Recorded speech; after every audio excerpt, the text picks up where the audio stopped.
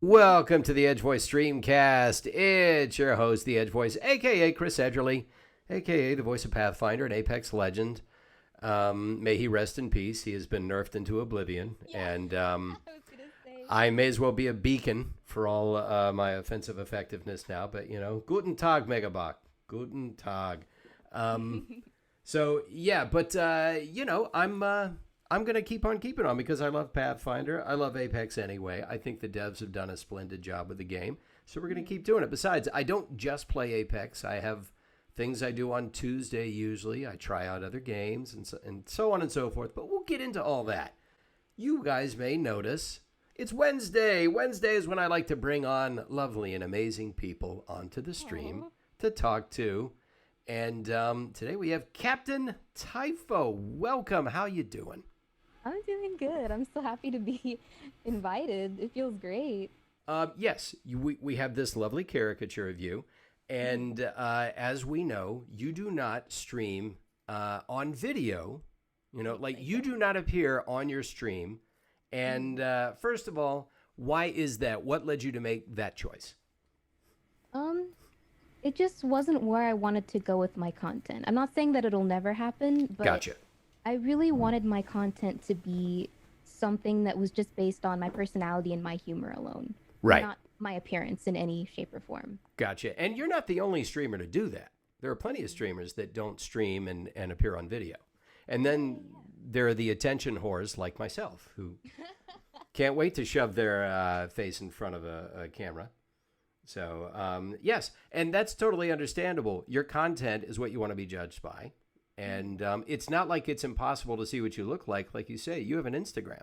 Yeah, I have an Instagram. It's like everybody's just like, "Come on, Typho, do a face reveal. Do a face reveal at 100K. Do a face reveal." And I'm just like, I have my Instagram in every single, description of every video that I do. I have it in a command on my chat or like down in my panels below. You can find my face wherever. Yeah. But People don't like to scroll down, I've noticed. They yeah, just they want whatever's on the screen to answer every question about everything in the universe. And if you tell them to swipe down slightly, they become enraged. it's effort. Yeah. It's today's great effort. Yeah, can you give me 5% effort, people? That's all we're talking about. Folks, all Captain Typho is asking for is about 5% effort, and you can see what she looks like. And then mystery solved. You've been drinking Werder, Chris. Maya Bun Bun, you really should spell check more before you type. I can't even decipher that sentence. But I'm thinking you're saying, have I been drinking water? Yes, I've got my Apex water right here. Hydrate or dihydrate, friends. Apex, it's awesome to hear Pathfinder swear. No, you're hearing Chris Edgerly swear. Pathfinder does not swear. He's a Just so sweetheart. you know. He's a sweetie who has been nerfed. And Into the ground. I feel so bad for Path. I literally tweeted out like, "I'm so sorry, Pathfinder mains. I feel you." yeah, I actually I put a video up yesterday because now on Tuesdays I put up weekly highlights of the previous week. And almost Mm. all of the early comments are rip. Rip Pathfinder. Sorry about your boy. It's like, look, nobody died. But I'm sorry for your loss. sorry for your loss. Hey, thoughts and prayers, Edge Voice. Thoughts and prayers. So yeah. Now, of course, Typho, let's get into your Apex experience, and then we'll get into your stream and all that. First of all, Okay. what are your thoughts on season 5? I love it. I think they put so much effort into it, and like even with the quarantine, like they still managed to get so much out. The in-game interactions are awesome. Everything feels really smooth. There was some issues with the servers at first, but like they cleared that up really, really quick. Uh, it was a really solid start to a really. I think it's going to be an awesome season. Yeah, I gotta agree. I got to interview Moy Para here. I believe it was last week, and Yes, I love his Twitter. oh yeah, he's just got a really fun. No, it's Pigeon Man last week. Moy was Hmm. 2 weeks ago. Pigeon Man's a mixer streamer, by the way. You should check him out. He is absolutely Ooh. hysterical, and he plays Apex, and he's fantastic. But yeah, Moy said that they're all working from home. I Mhm. mean, they're used to going into the respawn offices, and right now there's probably just some just some administrative stuff happening there. But for the most part, everybody's working remotely. I did a recording session yesterday for Apex, and it was from my home booth. We did a Zoom link, and I could see, the writers lined up, and everybody had their own screen, and everybody was basically working. They were all working from their places, and the fact that they could do everything they did all without getting to set foot in an office, to me, is amazing. It's amazing. Yeah. I really want to give them props because they did an amazing job for having to be at home and not getting to really come together other than over online. Right. And in your case, first of all, how has the pandemic affected you? First of all, do you know anybody that has had to go through having COVID, or have you been basically just keeping yourself in and haven't really been in touch with a lot of people? Okay, so for me personally, my mother and father own a healthcare company. Okay. So I've been helping them with that, but we also work with at-risk patients. So it's been really rough because my father has to work, and we're having to kind of stay away from him. He has this whole routine that he has to go through before he comes in the house. He strips down and he rushes into his room to get to the shower and does all that. And right. My mom's really doing her best because some people that are either nurses or caretakers, they kind of have to quarantine because their families are also going out and doing what they need to do. Right. So we don't let them work for 2 weeks. Me and my mom take over. My mom and my aunt are really big on they're picking up the slack for the business. Basically, I really respect my mom because she's really out there taking care of everything. Yeah, we even had to take care of a patient's dog for a little bit because she was in the hospital because she fell again. We had a Chihuahua in our house for a couple weeks. Oh man. Interesting.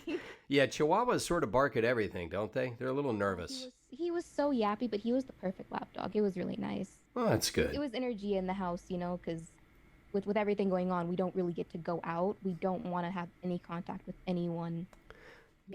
Just in case. Right.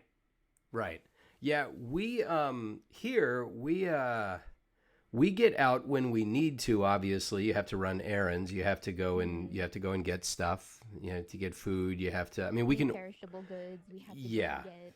Right. You can order only so many things before they start saying, "Yeah, we replaced this item with this item," and before you know it, you're just not getting much of what you need. So, but I've been keeping up as best I can with the science, and if you wear a mask, even if it's not an H95 mask, but if you wear a mask and you wash your hands and you don't stop and have an intimate chat with somebody, you should be okay.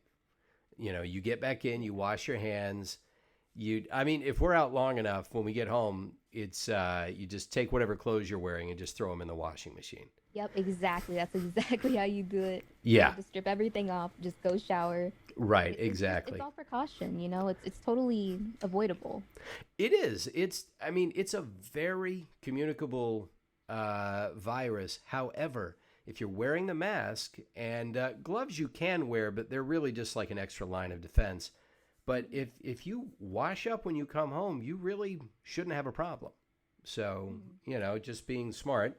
But I go out for a run 2 or 3 days a week and I just stay away from everybody and I wear the mask and then I know, okay, I'm not spreading it. I'm keeping out of people's way. And I still see some people that don't wear masks and think they're special. They're going to think that until it happens to them. That's all I can say. Yeah. If you're untouchable, that's the way of the world. The way of the world right now is just, it won't happen to me, but it will. And, I work with at-risk patients. My mom does. We can all infect each other so easily, and it won't. It could kill someone. It's very, very, very serious that we take it seriously. Oh yeah. Yeah, absolutely. On top of that, somebody was saying, should you get rid of used masks? Now, this is what I have read. And my wife has a friend who has worked in security for years, and he knows a lot about masks, protective masks. And he says that if you put your mask in the sun, the UV rays will disinfect it, and you can reuse it. If you want to be safe, if it's a cloth mask, just wash it. But you can put it in the midday sun. and it should get disinfected that way. Now, of course, our president thought that meant that you could just bombard someone's insides with UV rays, and it's like, no, it doesn't work that way. You cannot stick your whole body in the sun and be fine. But the mask, the virus will not live if it's bombarded with UV rays, and so that is an option. But Interesting. yeah, now again, you guys go to the internets, go to Google, and verify that. I'm not giving professional advice, but my own practice has been to put a mask in the sun and then reuse it that way. And if it's a cloth mask, rewash it. But I have so far gotten by just fine. So it's been, yeah. And the other thing is people should go out to get a little bit of sun. Just be smart about it. Get your vitamin D, get outside because it's good for your mental health, but you've got to be smart about it. And so you've got to make sure that you're not going out in a high traffic area. If you can go out at times of the day when there aren't other people, great. Stay 12 feet away from people, and it should be okay. But think about the other people you're affecting, not just yourself. Yeah. You're not special.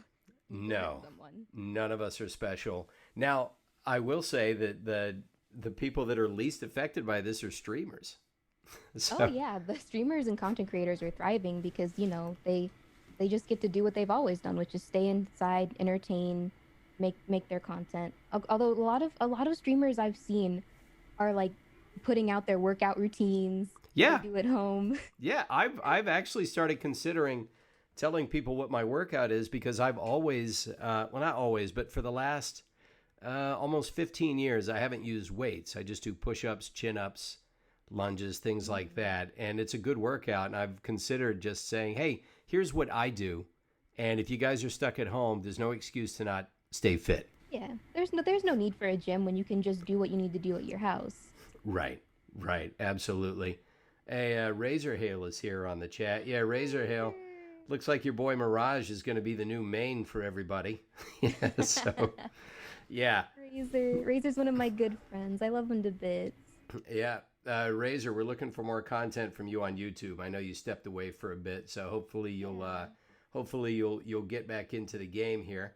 Razor Hail and I have talked about this behind the scenes before, and because he's got his don't worry about it, brother. He's got his range, with his voices. And I said, what you're going to do is everyone's going to know you at first because you sound like Mirage, just like people know me because I'm Pathfinder.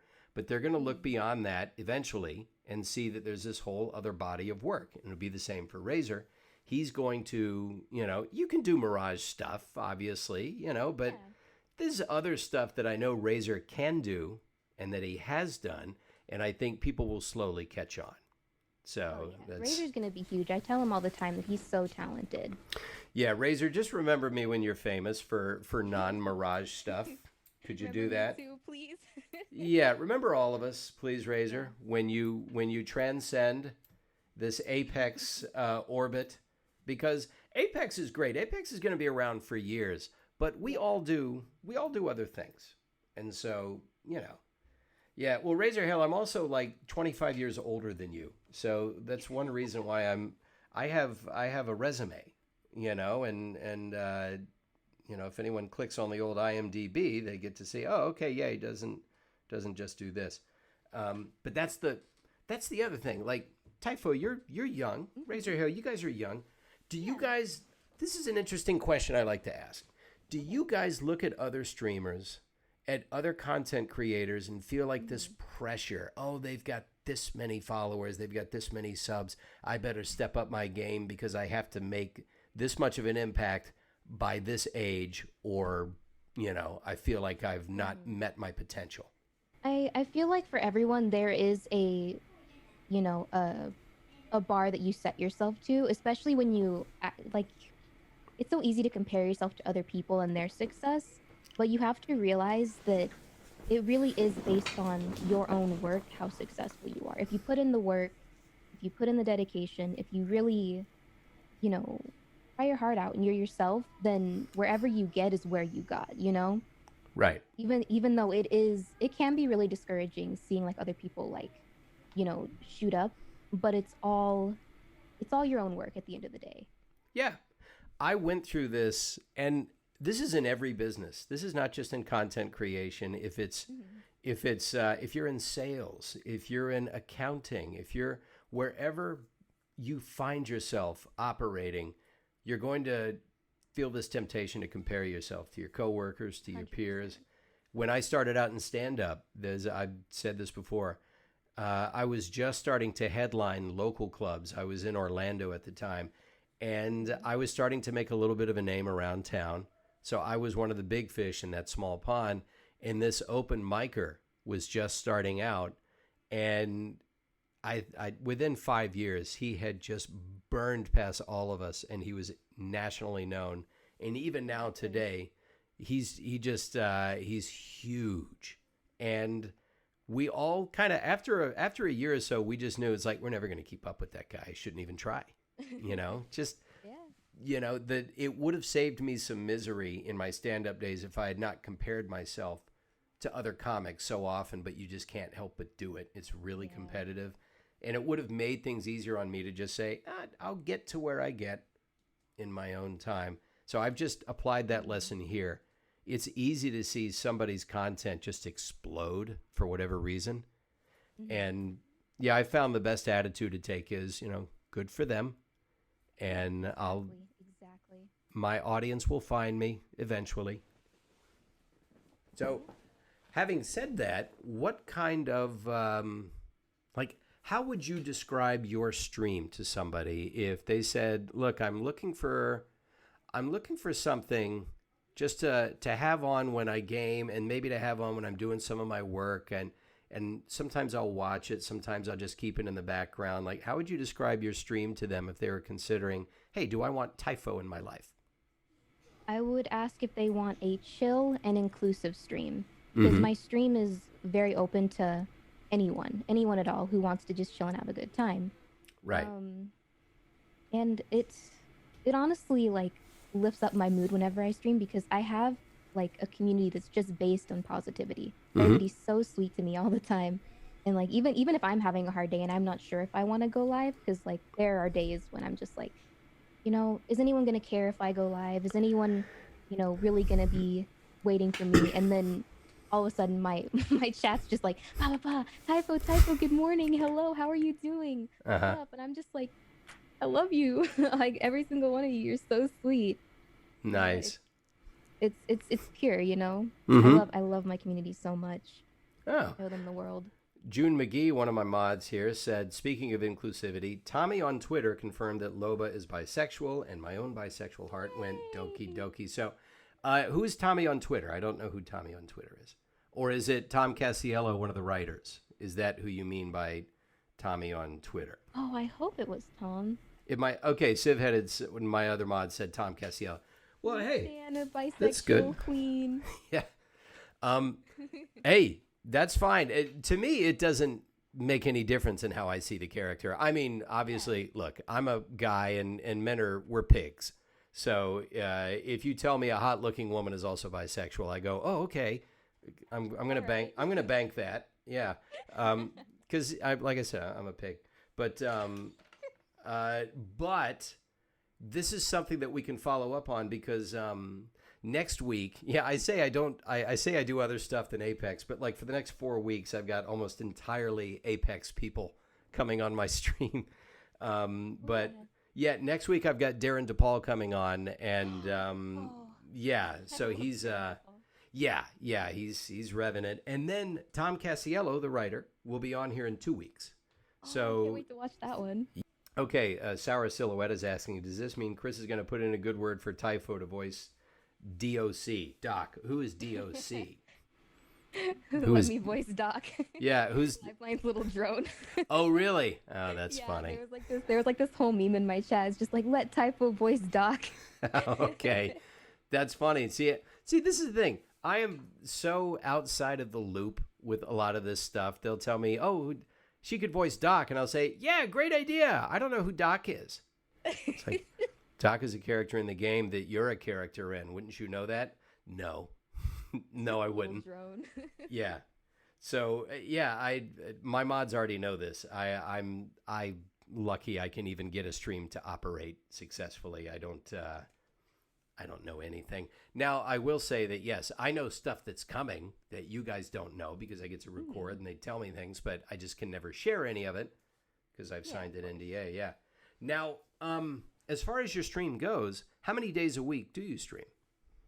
It's really depending on when I'm working right now, because with the quarantine, if they need me or if my mom needs me, or if anything needs to get done, I usually just try and record a video, get it out, and then just stream whenever I can. Gotcha. Right now, anyway. So it's just a weird time. Yes, absolutely. You said that. Now, when you say record a video, you mean record some gameplay with maybe some commentary, your take on things, and that's part of your content? Usually I'll just play with some friends. A lot of my content is mostly just like funny moments. Like there was this one video I did where I really wasn't expecting it, but like this enemy team kind of adopted me, and I followed them around the entire game. I was just kind of like standing next to them, watching them do all their stuff, and then they ran to the lava and let me win the game. Really? It was just me, a solo wraith, and they were just so sweet. I run into the weirdest people. The weirdest stuff happens to me in Apex Legends. That's funny. I get a little bit of that too. I guess you must get this a lot on your stream. Do people ask for your server? Yep. And yeah, I wasn't streaming at the time. That was the kicker. Okay. I was in Singapore servers. It was a completely random team. Okay. What made you choose Singapore servers? Well, you already know that I play with Zobrad and like all of his group of friends. Oh, that's true. Okay, so they've got to use Singapore. Sometimes the best servers are just not, either of our servers. They never come to America for me, so a lot of times I look really bad in the videos. Oh, gotcha. I manage on Australia, Sydney servers, stuff like that, and then occasionally we'll go to Singapore, which is like a kind of happy medium, depending on how the server's doing that day. I gotcha. Yeah, I found that when people are asking for the servers, some of them want to stream snipe. Like, some of them just want to take me out because, first of all, they know I'm a potato, so it's not going to be hard. But, yeah, it's the old interwebs. But some of them want to help. Like, I've had that happen on the stream. Somebody wants to get in, and they do the happy dance and let you know, no, I'm here to help. And I always say... You have loot. Yeah, it's like, hey, that's very nice of you, but I'm trying to adhere to the terms of service. And I'm thinking about your squad mates who right now are thinking, why isn't he shooting that Pathfinder? Yeah, you don't want to ruin the experience for everyone else, yeah. Right. That's the way I see it, too. Yeah, now, how long have you been streaming? How'd you come by Twitch? Did you have any experience with other platforms first? To be honest, I got into Twitch because I was friends with a lot of other streamers, and I never expected it to take off. I really was just doing it for fun. I remember like the first game that I ever streamed was One Shot. Oh my god, it was a terrible stream. Yeah. But we all learn at our own pace. It was a blast. And I'm still learning. I'm still learning how to be a decent streamer. I would say that I'm a very average streamer at best. Well, I guess it depends on how you define a successful stream. Like if you lay out your criteria for what you want to achieve each stream, what would you say that is? I mean, you described it as being very positive, very inclusive. So do you think of your stream not just in terms of how you would define it, but what do you want to achieve each time you start streaming and then when you shut it down? Did I have fun? Okay. Did I have a positive streaming experience? Did I, make people laugh? Did I give them something to watch right now, when everything's so weird? Right. Did I really deep down feel satisfied with how positive it made me feel, If I feel like I was just kind of like tired that day and sluggish and I didn't really, have a good time, then I would consider that an unsuccessful stream because I didn't feel fulfilled. But as long as other people felt fulfilled, then I guess it's like a happy medium. Right. Well, and especially since your situation is kind of challenging, you know that you're not always able to be at your best because you're helping out. Oh yeah. With the family business, you're helping under really stressful circumstances. I mean, you've got your dad coming in having to basically strip down and delouse every time he comes in the house. And Meanwhile, you know that you've got this audience of people that can't wait for your next bit of content. It's like I've married with 2 kids, and right now they're playing outside of my studio here because Mama had to go to a doctor's appointment. And so I'm in charge of their education at the moment, and they're not getting educated, right? Yeah, well, actually, this is their break. Between noon and 2, they get a break. And actually, in about 45 minutes, I'm going to take a 30-second break from our interview so I can set my daughter's... Yeah, well, I've got to set up my daughter's iPad so she can do dance class because she has, you do a Zoom class and she's got to put on her little ballet shoes and do her... yeah, I think she does... There are 2 dance classes. One of them is tap, and we have this nice hardwood floor.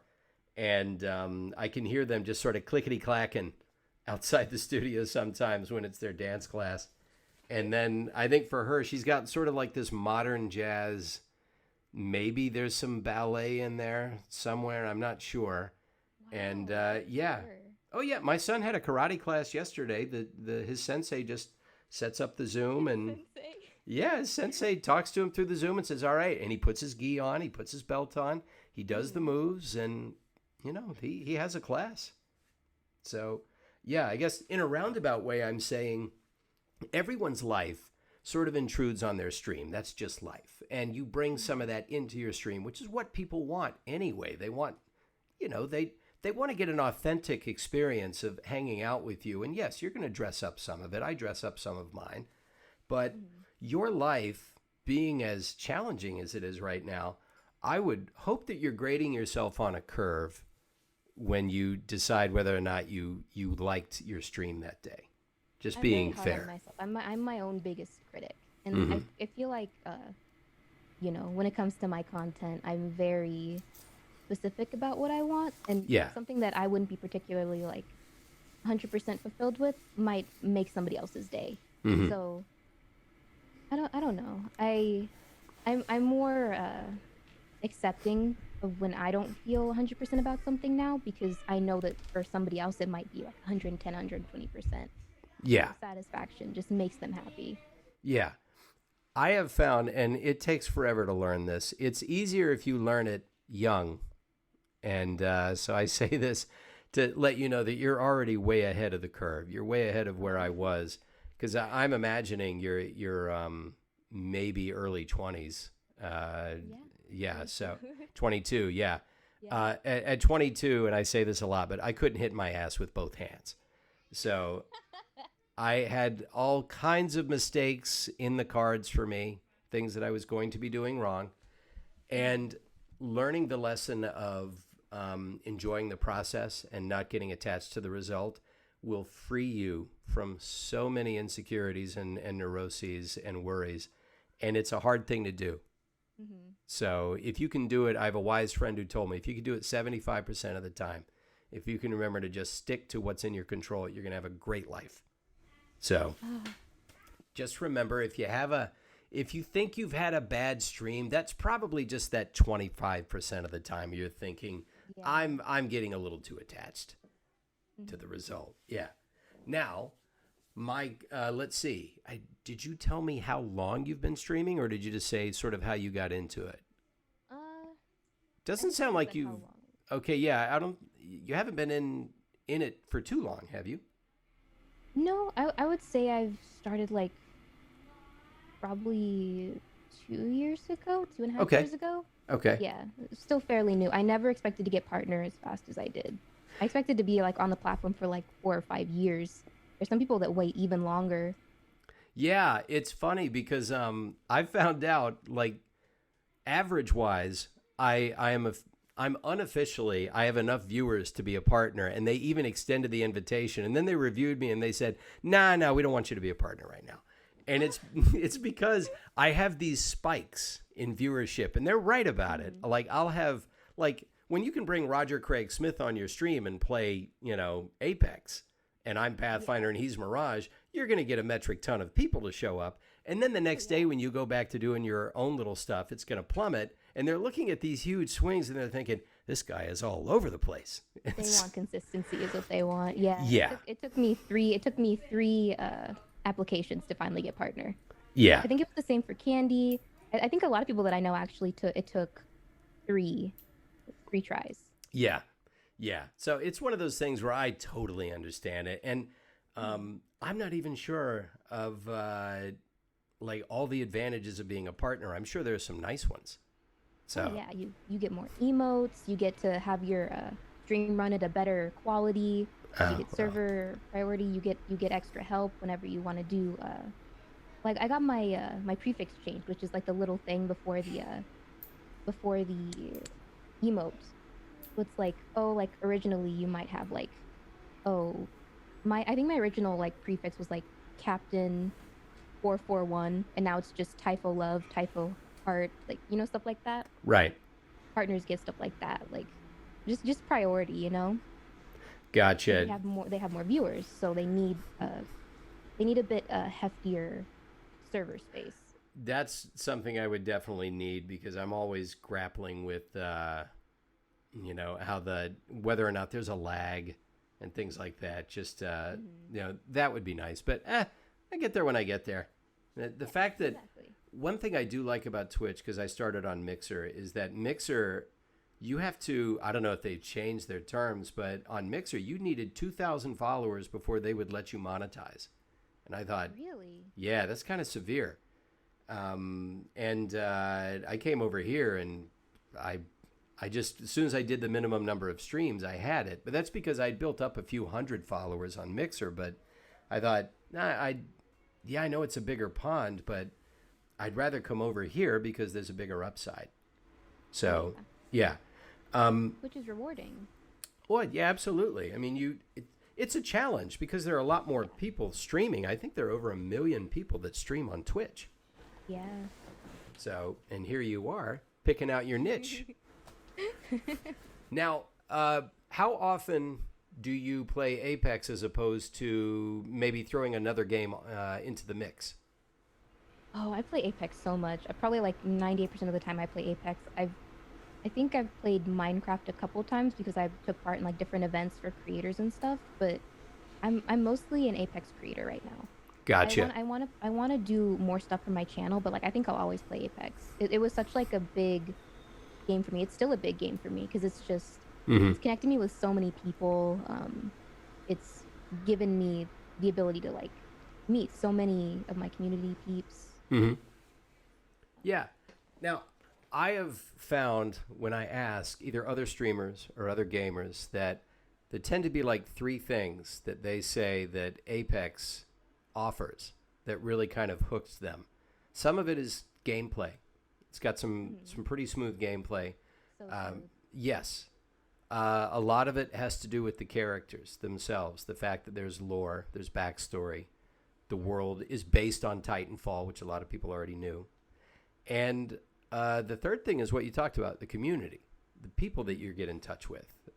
Did you notice right away that there was this strong community, or is it something you just sort of slowly became aware of? It was slow at first because I think that I'm friends with Candy. I think he's one of the first people that I really met in the community. Because I went to his stream and I was just like, hey, and people knew me from Brad's videos primarily because at the time I think I was still fairly small. I'm still growing my channel. My channel's so young. It's probably like it's less than a year old, and I'm already I'm much farther than I ever thought I would get. Right. I would say, but yeah, I went in there and he was just like, oh, Typho, I recognize you. We should play sometime. So sweet. I don't know what I would do without having met Candy. He's an absolute gem. Him and his friend group are absolute gems. But then I was just like, I want to go to other streams. I want to see what everybody else is up to. Right. Everybody, they all kind of knew each other, and we all just kind of ended up meeting, playing together. I met Staycation. I met iLoot. I still need to play with iLoot. There's a bunch of people that I need to play with still, but just so many amazing creators who are just so sweet and willing to play with whoever just comes along, Yeah. Yeah. Wholesome community in general. and some of these guys I've been able to interview, and yeah, if you sit down long enough with somebody, pretty much their personality will come through, even if they're putting up a front.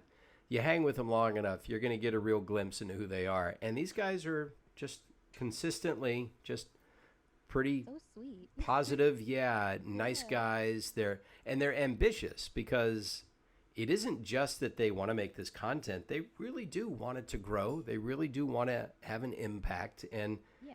they approach it in this sort of with this chill attitude. But I mean, I talked to Staycation, I talked to Candy Root. These guys are all about those analytics. They understand them, and yeah, they apply this discipline to it. That's very impressive.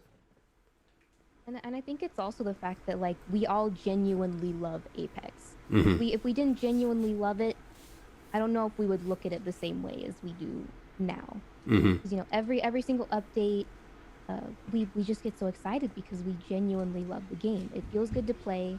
The community, well, obviously, like the player community, it's an online game, so there's some special peeps out there. They're gonna be kind of toxic, it comes with the territory. But Yeah. the creators that you get to watch play the game, how they interact, the fact that some of them sometimes play together, it's exciting. It's an amalgamation of all the love that we have for the game. Oh, yeah. Now, as far as the toxicity goes, I am still kind of new. I mean, I've been in the video game world since, I mean, geez, as far as being a part of games that are being made, since '02, '03, I've been doing voices for games. But I would only play a game after it came out, and usually if they sent me a copy of it, because this was back in the days where everybody would get a disc, and you'd put it in your platform, and you'd play it that way, your console. And I would play it long enough to hear my character and just make sure I liked what I did. And if I really enjoyed the game, I'd play it through. But there was no online community for that. And then Doom came along and Halo came along, and you started to hear about these LAN parties, and then it just grew. So then, of course, you encounter the concept of the toxic gamer, somebody who, spreads their poison. Is there, like, there's a ratio that we all expect. There are just some people that don't know how to behave, and some people are just angry, and they're taking it out on you. But is there a certain amount that you'll accept, and then there's a certain amount you say, all right, that's enough. I'm doing something about this. I think considering the fact that I am a girl, I've experienced a lot of toxicity in different communities. And it is really hard to deal with, but I think it's best to just like cut it at the root, like read it out root and stem, make sure that you report anybody who gives you trouble, because you don't want it for the next person. Right. You want to have a good experience, especially if it's a game that you love. Mm-hmm. And I've had a couple people that I've had to report in Apex, whether it's like a hacker, which is its own kind of toxicity, Yeah. or just somebody who spews vile stuff over the text or text, voice chat. How much do your mods jump on that? How much leeway do you give them? When it comes to my actual like stream chat, I get rid of it right away. Okay. Like, I always want my stream to be a good place. And I don't care if they're a viewer. I don't care, if they've donated to me or, gifted me subs. Like, if you're toxic and you're making it not fun for everyone else, then you're gone. Like, like it's just how it has to be. If you can't behave, if you're acting like you're 12, around in a room full of 200 people who are trying to have a good time, Yeah. it's you're gone. I've said that before. I've only had to say it once. I have very little of that activity, and my mods are pretty good at jumping right on it. Mainly what I get is, do Pathfinder. Do Pathfinder's voice. Could you do Pathfinder's voice? Could you say hey to my boy? And I always say, okay, well, there's a little cheer button. If you click that and you cheer a certain number of bits, I do the Pathfinder voice. So that's my biggest thing I deal with. But I've only had to say it once, but I've said, I don't care if you've donated, if you're a sub, keep your money and take it somewhere else. I don't need it. I would much rather have what I'm busy trying to build. But I do, I also recognize that it's when you see somebody on their stream, you actually get you get an impression of them, and it affects how you type on their chat. And so in my case, I'm like everybody's dad. I have a feeling sometimes some people are like, I think he's going to ground me if I type this. But of course, some of that works the other way. Some of them think this is an old man, has no idea what's going on. I can get away with murder. Yeah. At least they'll try. Yeah. But in your case, this is still a thing in the video game world. The fact that it's a male-dominated world, there are more women getting in. Yeah. And I guess I may as well recognize that too. There are just more non-binary people that are getting in. So I'm so proud of that. I am for anything that dilutes the machismo that you see on here. And I am, do not think of myself as a bro, but and I certainly don't think of myself as somebody who is really passive either. I try to hit this balance, and I know that a lot of people on the internet are growing. They're young and they're learning how to be, but I welcome more of a feminine influence because it would sort of tamp down on some of the aggressiveness.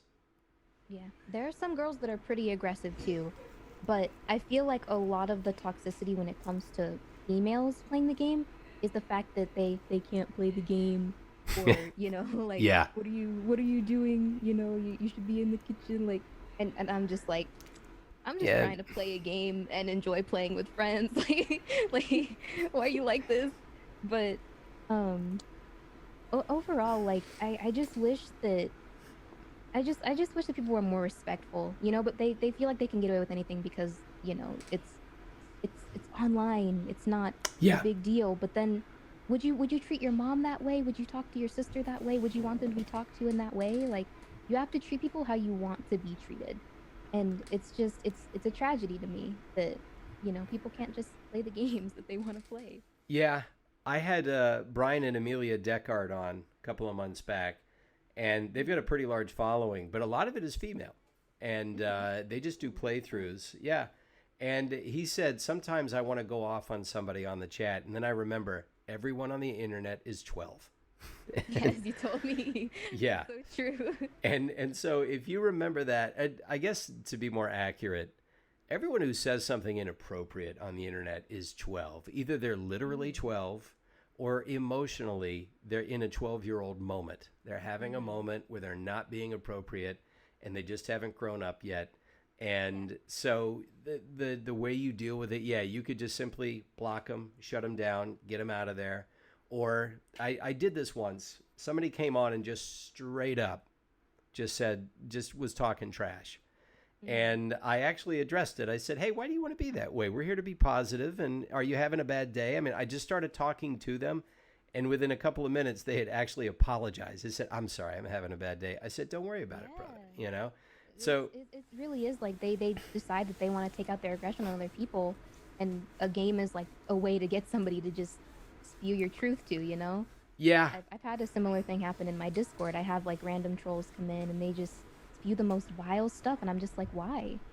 Yeah. They're just like, I don't know, I just I'm just unhappy. And I'm like, I get that, I'm sorry that you're unhappy, but like, maybe spread some positivity and it'll make you feel a little bit better. Yeah. Don't just spew all that hate. Yeah. And I also realized not only do I not want to react, but I shouldn't, because I'm a part of, and on top of that, I'm a part of this game that we're all playing. And if I just go ballistic on them, then first of all, losing your composure is never good. And second of all, I'm not a good ambassador for the game. And so if somebody just wants to haul off on me like that, I'm just going to, at this point, I'll just block them and not worry about it and mute them. But once you begin to attain a certain level of recognition, it's never a good look to just lose your shit on somebody. Yeah. So I don't think you have it in you. You seem to be way too chill. I'm very chill. Like honestly, I'll just be like, I'm disappointed in you. Bye. Yeah. Like I don't I don't exert the energy. I barely have enough energy as it is to do what I want to do, let alone spend it on someone else. Well, that brings up another question. What do you do with your other time when you're not streaming? Obviously, you're helping the family, but you still have, a few hours in the day. Do you have a house with a yard? Are you able to get some sunshine? I mean, how do you spend your other hours? Um, just doing chores. I've been doing a lot of cleaning since it's been a quarantine. I've been cleaning, deep cleaning everything. Went through my clothes, donated whatever I could. Well, I put it in bags to be donated. Just deep cleaned my bathroom. Like I just want to have a clean space while I'm, you know, living in my space, you know. Right. I have cats that I take care of. My mom has dogs who keep me busy. I've been watching a lot of TV. You binging anything? I've watched so much stuff that it feels like I'm running out, you know? It's gotten to that point where it's like, what else is there, you know? Oh, you will never run Honestly, out. I'll play games. Yeah. Yeah, you will never run out. Oh, well, tell me what you watch. I could probably make a suggestion. Well, me and my friends like to watch a lot of horror movies. We love the Okay. horror genre. Okay. Yeah. Now, do you Gore, like? blood, all this stuff. Yeah. Okay. Do you like the jump scares, or do you like the psychological stuff that gets under your skin? I don't like jump scares because I think they're cheap. But Yeah. I do like stuff that's based on true events because I feel like it's scarier. Okay. All right. Mhm. So have you? Okay. Then you must have seen. Let's see. I must have seen The Conjuring, then, right? Love The Conjuring, one of my favorite movies. I've watched it again and again. Okay. Well, then you've heard my voice because I worked on that. Are you serious? Yeah. Yeah. Wait, But it was. But you haven't. A lot of the jobs I do are voice matches, and I'll do like effort noises for somebody. And so for the lead, the main character, the actor's name, Patrick Wilson, I think. Yeah, and Vera Farmiga. Yeah, Vera Farmiga. Yeah, so before the movie was launched, I auditioned to be like a voice match for him. And I think maybe a word or two in the movie might be mine because when they record this stuff, they don't always get the sound quality they want. They have to re-record it later. And if the actor's not available, they get a voice match. Mhm. And so I'm in there recording, a snippet here and there. And it's nothing you would ever notice. And there's some effort noises. But there's a sequence, and I've never seen the movie, but I was watching the movie, like the footage. Now, the director, James Wan, is in the room. Every now and then, the director actually directs you. So there's this unassuming guy chilling on the couch, and I'm up in front of this big screen. And after seeing a good 15, 20 minutes of footage of this movie, I said, dude, your movie is scary as shit. Yeah. This movie is going to, I'm not even going to be able to see it because my wife will never sit through this movie. She can't take scary movies. So, It's yeah. genuinely unsettling. Like James Wan is amazing when it comes to just making your skin crawl. Yeah. It's not like like a cheap jump scare. It's genuinely it haunts you. And Yeah. That's the whole purpose of the movie. It was a real haunting. Well, as far as purported to be, yeah. reported to be a real haunting. Like Yeah. he just did it so well.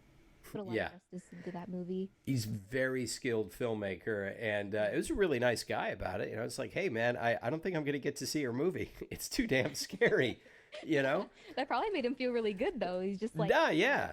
that's it. Yeah, exactly. And if you've seen Annabelle, then same thing.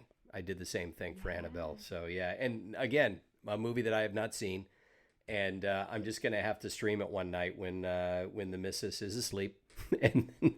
and I have a lot of imagination. I'm going to come to bed thinking, I'm not going to sleep right away. It's You gonna have take to me- watch at least Conjuring. Conjuring is one of the best horror movies that I've ever seen. Okay. Yeah, because the one sequence I remember was where they're in the innards of the house. I don't know if it was the basement or the attic. And I think it's the mom gets possessed. And they're trying to get I think it was one of the kids is stuck. And he makes eye contact. It's so important. Yeah, he makes eye contact with the demonically possessed mom. And they have to race to get to the kid. And I'm doing his efforts. I'm thinking, dude, I'm already getting goosebumps watching this. And I'm seeing outtakes. And I'm seeing footage. Yeah. It is then. Yeah. Yeah. So I don't know. Go back through. I'm gonna go back through and watch it now and be like, I'm gonna try and find you. Yeah. Okay. Have you seen sort of the granddaddy, or one, I don't want to say the granddaddy of it, but it's one of the first ones that got real notoriety, is the Blair Witch Project of the found footage genre. I actually have not watched Blair Witch. Okay. I don't know how it will play now with you seeing what you've seen, because I'm sure you've seen the Paranormal Activity movies then. I actually haven't seen the Paranormal Activity movie. Okay. But those ones genuinely Yeah. messed with my head. That's going to mess with your head. I also live in a haunted house. I have stuff happening. Oh. So Let's get into that. I posted about it on Twitter. Okay. Like, sometimes I'll be sitting in my bed and like my bathroom is across the way, right? I can look into the guest room. Okay. But then my bathroom light will turn on and I'll look at it and I'll just be like, I don't like that, but like, I'm not going to I'm going to stay here under the covers. I'm just going to pretend that that's not what's happening right now because I can't deal with that. Okay. I love being scared with horror movies. That's probably what brought it on me, you know, like it opens Right. portals into your space. Yes. And, you know, you just kind of have to deal with that, but Well, okay. yeah. First of all, watch the Blair Witch Project. Watch that first. Okay, watch that first. It's very well done. The story behind it is cooler than the actual movie. The movie itself is very effective. But the story behind it is these two filmmakers who were from Orlando. And I lived in Orlando for about 4 years, so I was just really proud to hear that somebody came out of there and did this. And they hired 3 actors who had never really acted before. They were really brand new, and they said, here's what we're doing. We're making this movie, and we're only going to tell you a little bit about it at a time. And they would have them go through the forest with their own cameras, their own footage, and they would leave them notes of direction. And they would say, hey, so-and-so is being a little bit too cocky. I want you to start challenging them today, okay? Challenge their authority. They would collect all of this footage. And later on, I mean, the movie was made for, I don't know, a few $1,000, not a lot of money. And it grossed over $100 million. I mean, Miramax picked it up and mastered it and all that and you know, made it into what it is. But the way it was made is a fascinating story. And then that started this found footage genre. So Paranormal Activity, the first one, I've only seen the first one. And I think if you watch that one, it will freak you out. It's really well done because yes, because it's about this couple that moves into a house, and this girl talks about the fact that it's not the house that's haunted. She's had a demon following her ever since she was a kid, and it hasn't bothered her in a while. And the boyfriend, or I guess the husband, yeah, it hasn't bothered her in a while. Yeah, and then the husband decides to do something stupid, and then the rest of the movie takes place. Well, I'm not going to spoil it. Okay. But I always what happens. They gotta mess with something that they shouldn't be messing with. Yeah, Civ-headed. The movie I'm talking about is Paranormal Activity. It's the one where they Paranormal Activity. I always joked about this, though. I used to joke about this on stage when I was still doing stand-up. I said, I loved Paranormal Activity, but I didn't think it was realistic. It's not that I didn't think a demon could follow a girl. It's just that I can't believe that 2 23-year-olds would buy a house. Yeah. So. That's so true, though. It's like, yeah, that totally would not happen, okay? They'd be living in a 1-bedroom apartment. We know the truth.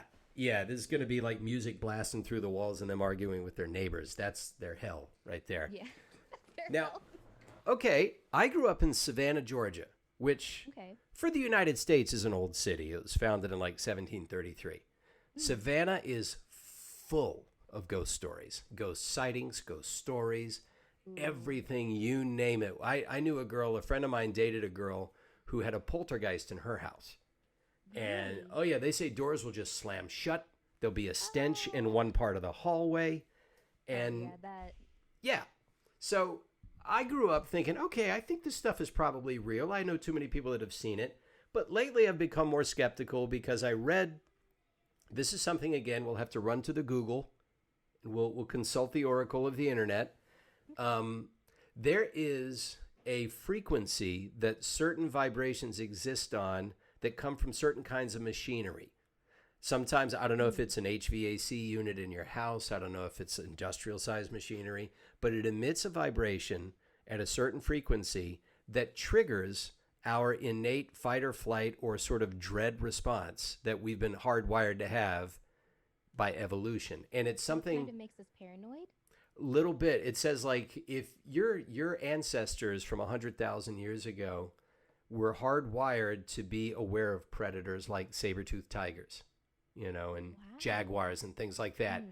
And the sort of the growl or the like the menacing growl or hum or purr of a predatory big cat will exist on the same frequency of some of the machinery that we have today. And when a person is walking through a place, there might be, they have found this before. I'm not saying it happens every time, but sometimes they found that there's machinery or there's some sort of frequency that exists that triggers this response in a person. And they believe that something else is there that might not actually be there. Now, having said that, Sting, one of my favorite musicians of all time, said, "Oh, I've seen a ghost. I was sleeping in an old hotel or an old mansion with my wife. We woke up and I saw this lady down the hall, and my wife saw it too. And they told us later, oh yeah, that's the ghost that she died hundreds of years ago or whatever." And he says, so Wow. yeah, so So you have conflicting feelings and conflicting, stuff. yeah, I mean, I'm a critical thinker, so I subject everything to critical review. And if I can't find evidence for it, I just decide, okay, I may have a gut feeling, but the evidence doesn't point that way. So something tells me that, no, I think ghosts are imaginary, but I cannot say that with 100% accuracy. I say that it's in all likelihood that's the case. But then people like you tell me, oh, no, this has actually happened to me. So, Oh yeah, 100%. all right. I have to believe in it's happened to me, like I kind of have to believe it, and then I would like to think that there's an afterlife and like energies, different things. I'm a very open person, so like I said, like I will accept anything and everything when it comes to people. Well, that's legal and not messed up, but for the most part, I'm just a very open person, and I've heard so many amazing stories, like and genuinely interesting stories when it comes to like hauntings and just in general things that have happened to people in their lives. Now, have you ever seen The Shining? No, but Okay. that was one that my mother did not want in the house. You have to understand that I was a very sheltered kid. Okay. So my mom was a pastor's daughter. Oh, all right. She raised me to be very, very not bringing any of that stuff in the house. Now I'm an adult, and she lets me have my Right. space and do what I want. So I'm still I'm even new to gaming, I got into everything very late in life. So like that's kind of why I guess some stuff that's like I guess considered iconic, like Blair Witch, stuff like that. My mom was like, no, we're not bringing it out in the house. It opens portals, Okay. Jesus bless this house. No. Now, The Shining is about a haunted hotel and a family that moves in over the winter. It's in Colorado. It's based on a Stephen King book, which, by the way, it's a book I read at 12, and I stopped halfway through because it was disturbing me, so I couldn't finish reading it.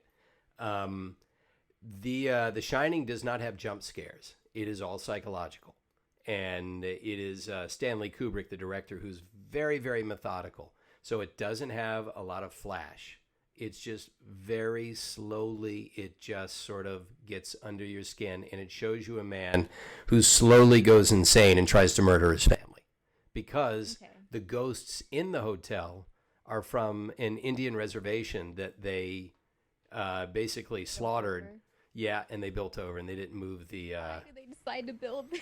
Because we're all pigs. My people have done some shit. What can I say? Yeah. But yes, the movie will slowly work on you. It will get under your skin. So if you're looking for jump scares, if you're looking for flash and crazy shit happening, it doesn't happen that way. It's more of a suspense movie that does genuinely become scary. But if you are convinced that you have ghosts in your house, maybe that's not the movie for you to watch. It's gonna. Yeah, my friend is always saying like she'll send me like a candle and like you know like a prayer candle and stuff. She, I don't know. Do you ever burn She's still the one sage? that watches this stuff with me. Yeah. She, I know people who burn sage. They say, "Oh yeah, do a little sage," and sort of gets the house right. So, I should ask my mom, but she would just be like, no, nothing's in the house. Like she would refuse to. She would literally like deny it out out of existence. well, it's funny the answer you gave about horror movies and about ghosts. Stanley Kubrick was the director of The Shining, and he was talking to a friend about it, and he says, "This is the most uplifting movie I could have made." And they said, "Are you kidding me? The guy goes insane. He comes at his family with an axe." He goes, "Yeah, but it has ghosts in it. That means there might be something after death." That to me is the most positive thing I could have said. Yeah. So there is more out there than the quote I'm paraphrasing is the universe is not only stranger than we suppose, but it's stranger than we can suppose. Mm-hmm. So yes, there's more out there than we can actually imagine. So I can't say you don't have a ghost in your house because I can't prove it. So Yeah, and I can't prove that there is one because I can't prove it. yeah. Oh yeah, Volty brought this up. An excellent horror movie. You must have seen it. The Mist, not the show, the movie. The movie? Yes. Yes. The movie. Yeah. That ending, by the way, was not in the book. That's a Stephen King book. That was not his ending. Oh. That was Frank Darabont, the director's ending. And when he came up with that ending, Steve King wrote him and said, "Man, I wished I had thought of that." When the writer tells you, "Man, you did a really good thing." Yeah. You know you succeeded. Yeah. Stephen King. Yeah. I think Stephen King was kind of saying, "I wish I had had the balls to make that my ending." So yeah. Yes, Oxford Rosie on the chat. You are correct. Stephen King does not like Stanley Kubrick's Shining movie. What he does like is the made-for-TV movie. I think it was a miniseries based on his book. So if you want to check out the made-for-TV movie or a made-for-TV, I think it's a miniseries. I'm not sure which one.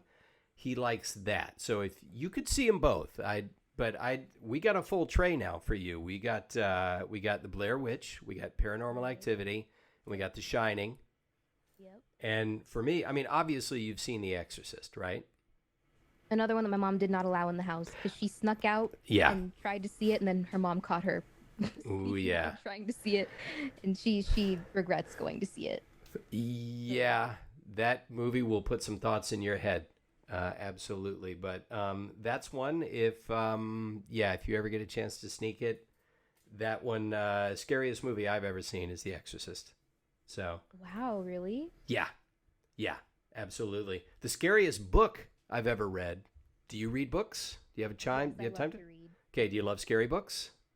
Yes. Okay. Read Ghost Story by Peter Straub. Scariest thing I've ever read. Really? Okay. I mean, I'm a grown man. I was reading this when I was about 37, 38, so it was a few years back. You were a man. You know? I was a man when I was reading this in my one-bedroom apartment by myself, reading this book at night before I went to bed, and I thought, this may not be a good thing for me to read before I go to bed. Because it got under my skin. Did you have dreams about it? When something really bugs me. Yeah, I don't know if I had dreams. I was unsettled. I'll say this. Paranormal Activity, the first one, I did not fall asleep right away because it almost entirely takes place in their bedroom. And so that night when I watched it, I was up for an hour or two before I fell asleep. Yeah. Oh, yeah. And didn't put your feet over the end of the bed, huh? I mean, those guys knew what they were doing making that movie. Yeah. They knew what they were doing. So, yeah, check that one out. And check out Ghost Story. You can read it and see what you think. Definitely will. Yeah. I think I need to get into like more books because like watching stuff on TV and like Netflix, it kind of numbs your brain. I kind of want to be using my brain to read. Yeah. Stuff to stimulate. It does. It stimulates you in a different way, and it's actually much more nourishing because your brain has to do more work than just receiving information. It's got to conjure up the images, and I think it's good. Frankie Boy on the chat here, one of his favorite horror movies, one I highly recommend, Rosemary's Baby. There's no way your mom would let you watch that one. No way in hell, pardon the pun, she would let you watch that movie. Yeah, I'll summarize it for you. It is a movie about a woman who gets impregnated by Satan. Nope. My mom would not touch that with a 10-foot pole. Yeah. Now, it is not your typical horror movie. It was considered a horror movie back then, but it works much better as a suspense movie, but it is creepy as shit. So it sucks you into a world where it's just a woman trying to get pregnant, and her husband's an actor, and he's trying to get noticed, and they're just trying to live their lives, and this thing starts to happen, and their lives are slowly altered by it. And by the last scene, you realize, how did we get here? Everything happened at such a normal, deliberate pace. You didn't see it happening, and then you realize, okay, we're here. Yeah. Me and my life. It's my life a horror movie. It's like, yeah, wait a minute. Yesterday was not that different from the day before, and now why am I here? Yeah, exactly. That's Rosemary's Baby. So it creeps up on you. So I'll tell you, I'll bring it back around. Okay. I'll tell you what scared the hell out of me is Armed and Dangerous snipers and solos during the Halloween event. Like Armed and Dangerous because, you're just, you're walking along and then one shot takes you out. It's like a jump scare. And then the solos during the Halloween event scared the shit out of me. Oh, when the shadows were all messing around and out of nowhere and bopping you. Yeah, like I'd be running along thinking, oh, I might make it to the ship. And then this black blur just comes at me out of the darkness and I'm done. I'm floored. It's just... Yeah, I had no luck when it came to that mode. I was surprised that I actually made it a couple of times, but there was a little achievement on the side that was just like, if you get this, you get this little icon thing that you can put on your card. And I'm like, I'm never gonna be able to have that on my card, so I'm not gonna survive that many times. Right. Yeah, I never made it. I came close a couple of times, but I never made it. Never made it? Never made it. I'm just not that good. I hope that they bring it back this year. We can try and escape. Yeah, I'll need you. I'll tell you that. I'm gonna need you guys. Basically, are gonna have to carry me the whole way. So. Us and all the shadows just running to the ship. Yeah, absolutely. Now, when you're playing, have you switched mains throughout your time playing Apex, or have you been sticking with one? I was primarily a Lifeline main for a long time, but I also love Bloodhound and Octane. I think Bloodhound and Lifeline are my main two that I play. And I just genuinely love both their characters. I love the voice actresses very much. I love their work. Yeah, I just think that all the characters are so well written, but I think those are the two that I play the most. So is it more the character that you're drawn to, or is it their sort of their tactical, their offense, their defense? Is it more related to gameplay? I think both. Because Lifeline was just a really well-fitted character for me because I came from a background of playing support on other online games. So Lifeline was just like, oh, I can help my teammates by rezzing them faster, I can drop my heals, just genuinely being out there for my team. That's what I enjoyed about the game at first. And then I got into Bloodhound because they're much more aggressive. I know where the enemies are, so I can go in when I need to pop my ult. Savage down the enemy team. Based on how I want to play the game is how I choose who I want to play that day. Right. Sometimes I'll just switch around just to learn other characters, but... Well, it doesn't seem to be much of a coincidence. Your parents are in healthcare. And yeah, seriously, you come from a nurturing family. I mean, this is psychology 101 here, but it's in your DNA. Yeah. So I really feel like my mom had a big effect on me from a very young age. Like I said, she was very sheltering, but also very nurturing. I'm adopted, so it's like, even if I wasn't biologically their child, my mom always took care of me, made me feel like, I am one of the family. And well, yeah, you are family. So easy. Yeah, I am. But it's so easy for an adopted child to not feel included, especially like my ethnicity, I am African American. I'm very mixed. And then my family is primarily Caucasian. So it No. was a, it's So different. you feel stuck in the middle sometimes. I do. Yeah. My wife is a woman of color. She is, now she's from Venezuela. And so she Hmm. always defines herself as black. She doesn't, I said, "Are you African American?" And she says, "No, I'm not from Africa." So she says, "No, I'm from Venezuela." And so as she refers to herself, she is black and Latin, Mhm. black and Latina and European. So she has, because like I saw your picture on Instagram and I thought, yeah, I Mhm. think my wife would understand because she is the same kind of skin coloring, Mhm. and her hair is very, very curly. Not an afro though. Yeah. So it's that kind of hair that actually has become really popular now. She said, "Oh yeah, just it figures."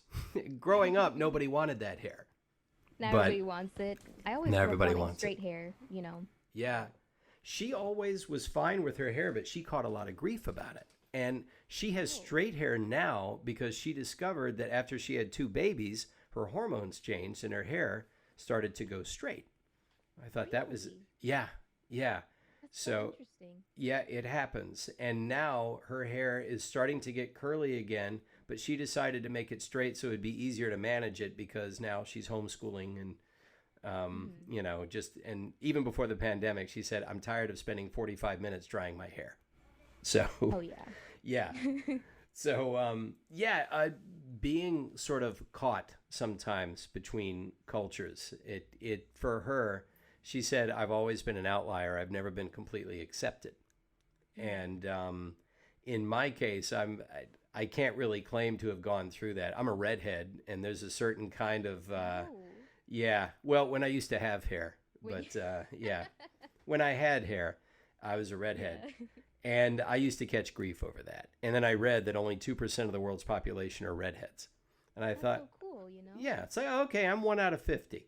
So I used to catch crap about that. But at a certain point, it just no longer mattered to me, one way or the other.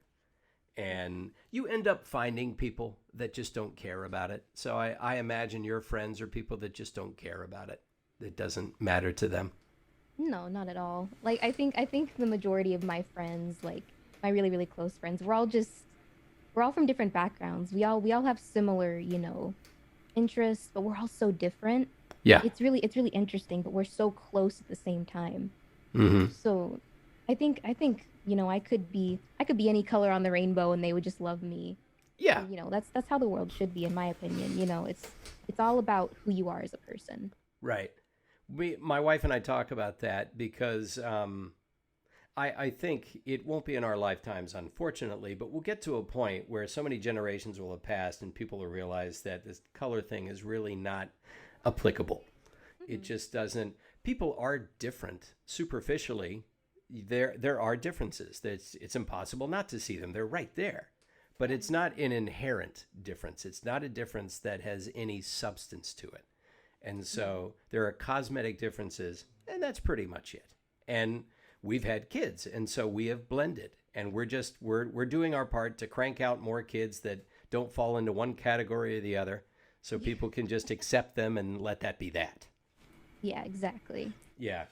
So, this is an interesting question. I know a couple of people that are adopted themselves, and my Oh, okay. sister-in-law is adopted, and a buddy of mine that I was stand-up comic with, we were roommates. He was adopted, and I never really Mhm. got to ask him this. I never asked him if they went to look for their biological parents or if it was something they were interested in doing. Is that something that Mhm. ever interested you? Looking back on things, my biological mother was, I think the best thing that she could have ever done was give me up because she couldn't take care of me. Mm-hmm.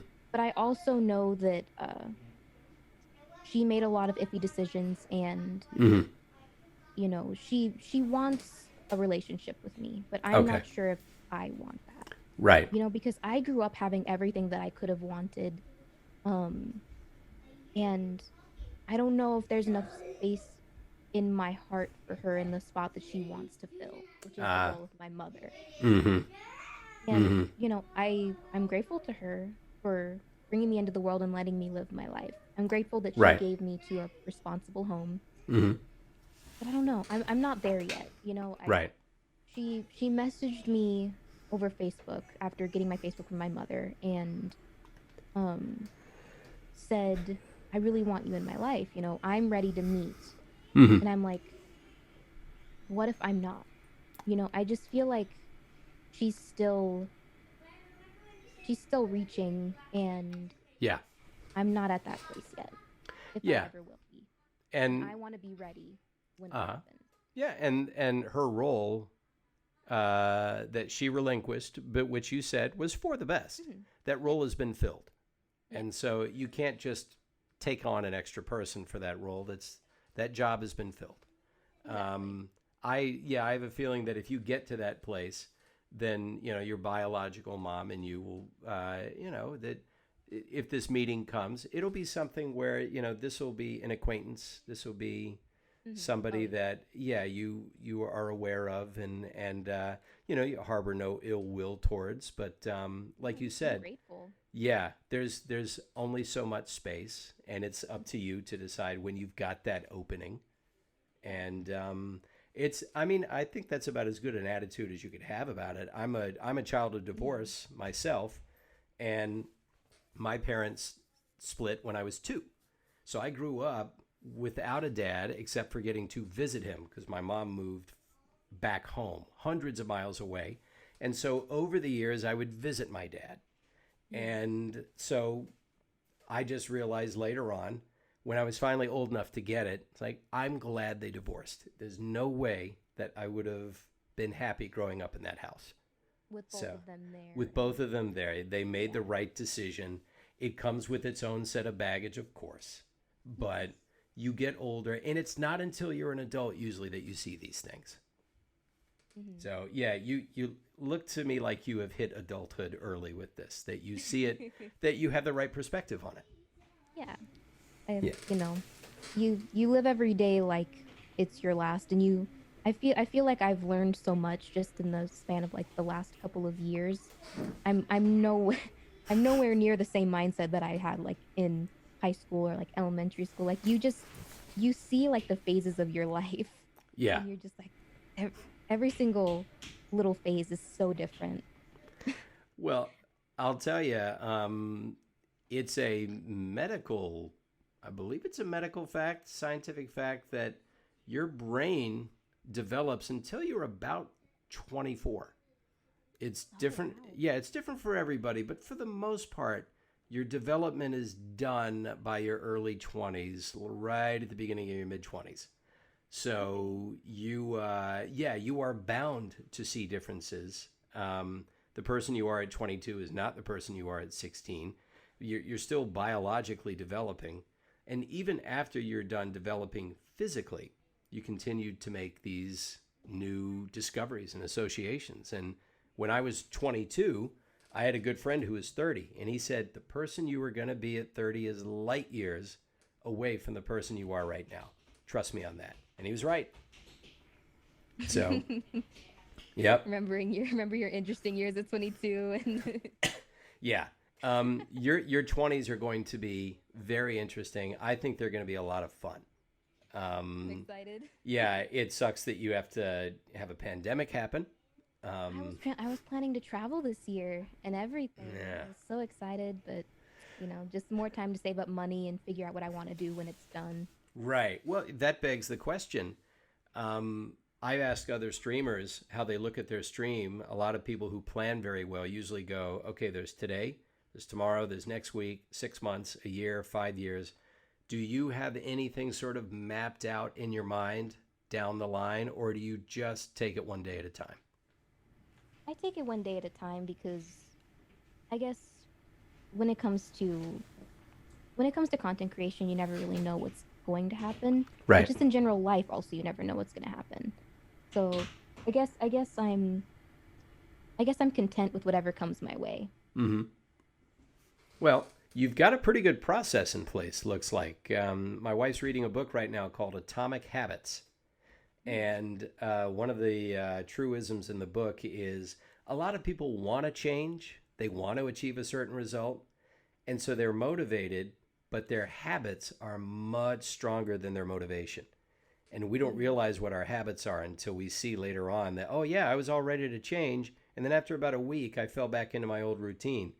And so the most important thing you can do is when you decide there's something you want, you have to take a look at your everyday life and craft it around that result so that your process is what you end up thinking about, not the actual end result. And once you get that process in place, then the result is almost inevitable because every day you're doing something. So it seems like to me you have a pretty good process in place. Mm-hmm. And I am trying to break out of like, you know, my comfort zone. Like doing this, like it was totally not within my comfort zone because I was very, very, very nervous. I think I told you a couple times in different streams. Yeah, which I So nervous. don't get that, but I understand. I mean, I was very anxious until like we really got started, and then I'm just like, this is just a chill conversation. We're talking about horror movies, which I love. We're talking about Apex, which I love. oh yeah, I'll sneak up on you with my interviews. I don't. Okay, question 1. What is your favorite color? I mean, I don't do these boilerplate. You know, we chill, we hang. It's yeah, it's why my stream, I call it a streamcast because it's like half podcast, half stream. I mean, I'll get somebody on, we'll shoot the shit, we talk about whatever, and then, you know, I play some games. And it is what it is. My brother creates these fun little graphics, we throw them in there, and I actually sort of make it like it's a show. And today on the show, we're having a sit down with Captain Typho, that's all. Bless. You know? Yeah. So, I mean, usually anxiety revolves around, oh, this possible catastrophic thing that could happen. What did you think? Myself.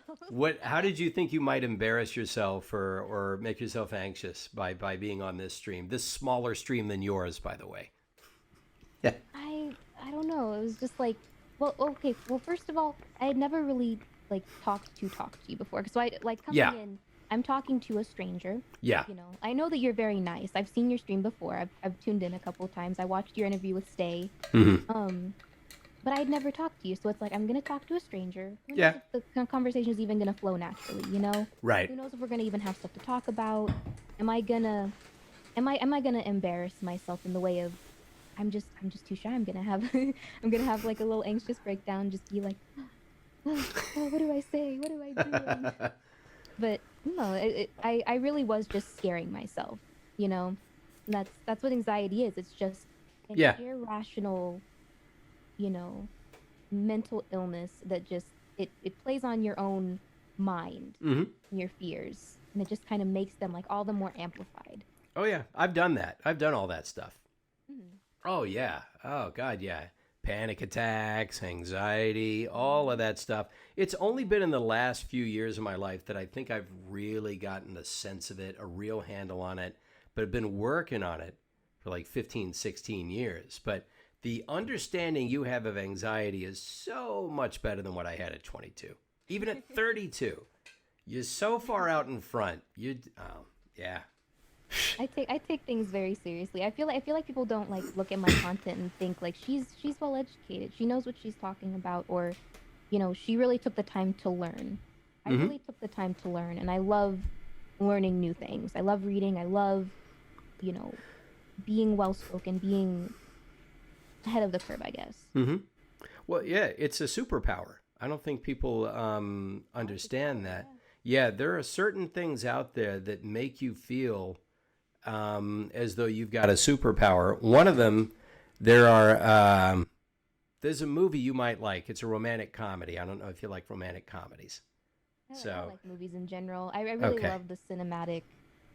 I love cinema. So yeah. Well, there's a movie called Kate and Leopold, and it's from like 2000. Yeah, 2001, I think. It's with Hugh Jackman and Meg Ryan. And so, yeah, Wolverine. Yeah. Yeah.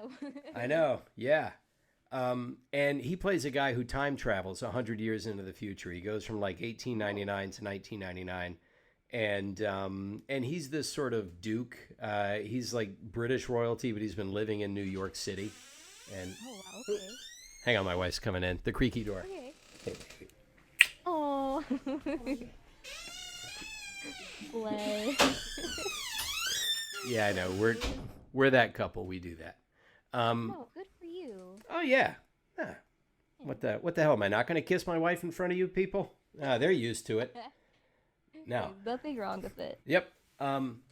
So in the movie, he plays this guy who is very well bred. He's a bit of an asshole in the beginning, and he learns, but he's very well bred, and he's very, very charming, and he's aristocratic, and he finds that this in New York City in 1999, 2000 is basically a superpower. He's super charming to women because he's very proper. When a woman enters the room, he stands up. When a woman gets up from the table, he stands up.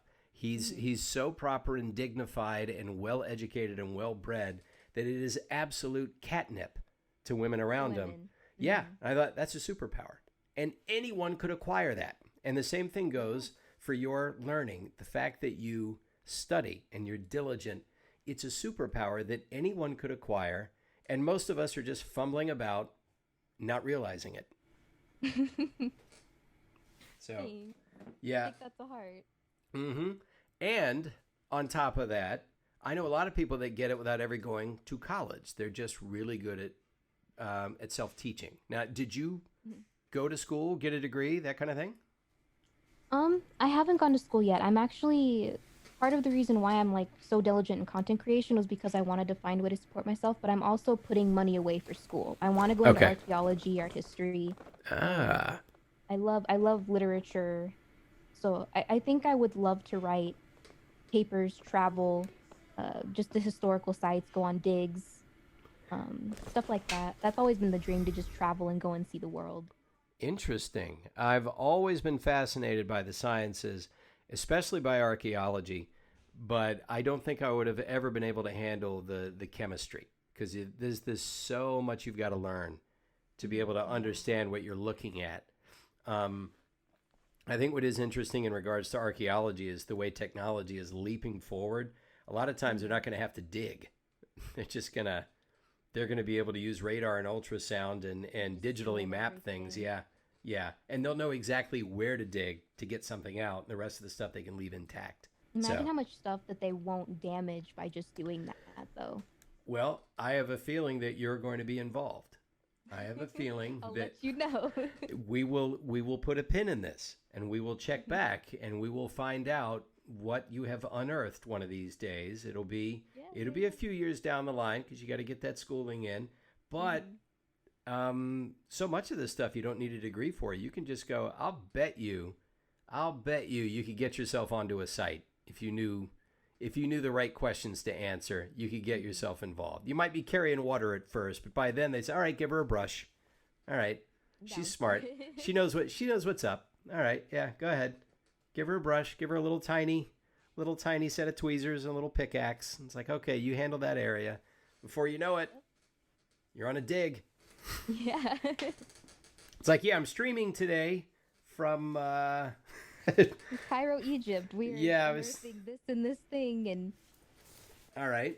How about this? If you're into the archaeology and the literature, is there a civilization that has fascinated you more than any others? Like, I've read about Egypt, and the thing that fascinated me about Egypt is you can leap from one point to the next in Egyptian history and cover thousands of years, and you'd still be thousands of years away from today.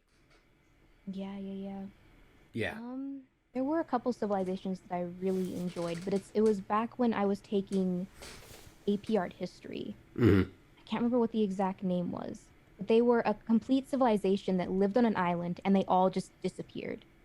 But all of their stuff is still completely intact, and so you can go to the island and actually find a bunch of their stuff, like old pickles that just there was no sign of what happened to them.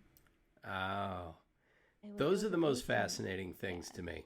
Yeah, there's mysteries that need to be figured out. I want to know what happened to those people. Why did they just up and leave, you know? What do you think happened? I don't really know what would have happened to make them all pick up and leave. And it's an island, so they would have had to have either boated away, or it might have been, well, I couldn't even say that it was a tsunami because all their stuff was intact. Right, and there should be, if a tsunami hit, wouldn't there be a layer of sediment that would have been affected by it that they could have dug down? Everything would have been affected. Right. And I'm just like, what happened to them, you know? Like, I want to be able to go and like study these places and really figure out what happened. And Yeah. no, it wasn't Roanoke. Well, there That was was one. actual.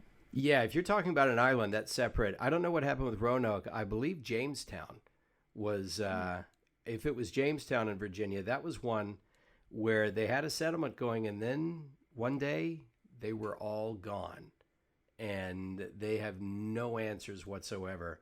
I mean, I have a feeling the natives just thought, "Fuck this, we're." I've had enough of these. I've had enough of these people, and Some people believe that they actually melded with the Indians there. I know that it's one. possible. Yeah. Hey, it's like, guys, they already have this agriculture down, and I can't catch any more fish. What do you say we just We're blend gonna in? die out if we don't just join the natives and let them do whatever they want with us and Yeah, marry yeah, into them if possible. exactly. But the one that I was talking about was like an entirely different ancient civilization, and they had their own island. They had all of their stuff set up, and then they just disappeared. Yeah, and when you go back far enough in history, you become really struck by just how resourceful people were because they needed to be to survive. There was a comic named Larry Miller, really funny, dry comedian, who said he read the story of the pioneers in the United States, people who in the 19th century just set out on a wagon train and made it from one end of the country to the other and endured unimaginable hardship. And he says, if you were to meet one of those people today, they wouldn't recognize you as a human being. You're just so soft to them. The stuff, he says, because I get mad if I put microwave chicken wings in the microwave and I have to turn them after a minute, I get upset, you know? So he says, this is a guy who had to build a wagon, ride in it, kill his food, or pick it up out of the ground, survive Native American attacks, and just, you know, if he was lucky, he didn't die of some disease along the way. When you look at civilizations from thousands of years ago, We're so most of these people either died by someone else's hand because they got murdered, or their teeth killed them because they would have like an abscessed tooth and they couldn't do anything about it. Those are the two things that tended to get you. Yeah. I things know. are so different now. Like Yeah. I think we were talking about like what was it that we said earlier? It was just like the smallest thing that upsets us, but in the grand scheme, like looking back, Yeah. there's so much more stuff that people had to go through like way back when. Yeah, when you look back at this, you will realize that this is like this pandemic has been tough for a lot of people. A lot of people have passed away that should not have had to. But when we look back, if you look at the timeline of human history, this is, I mean, the old saying goes, if the world had a timeline that could be expressed in one 24-hour day, human beings would occupy the last minute. So that's our life. We're, as Carl Sagan put it, we're on a pale blue dot. You must have read some Carl Sagan, right? I couldn't say, to be honest. I don't think so. All right. Read Contact, the book. Contact. Yeah, the movie's based on the book. And that will give you an enormous appreciation of where we are in the universe and how we should look at our lives. But the fact that you're already into archaeology and literature and things like that is great. Now you got to find a way to get that into your stream more. How you gonna? I feel like I'm so dumb in my stream. I just like run around and scream and just do whatever. But like that's fun for me, you know? Yeah. I've never thought about having like actual like intellectual discussions because I don't know. I didn't think that it was really like that interesting to certain people. Like, you know, just my game time is just like just do whatever I can to have fun and just have like mindless entertainment for myself and others, you know? Yeah. Well, I guess on Twitch, there's just chatting where you can talk about whatever. But I don't know what happens on just chatting. That looks like the Wild West to me. That is. It is Yeah. the Wild West. I got on there one time.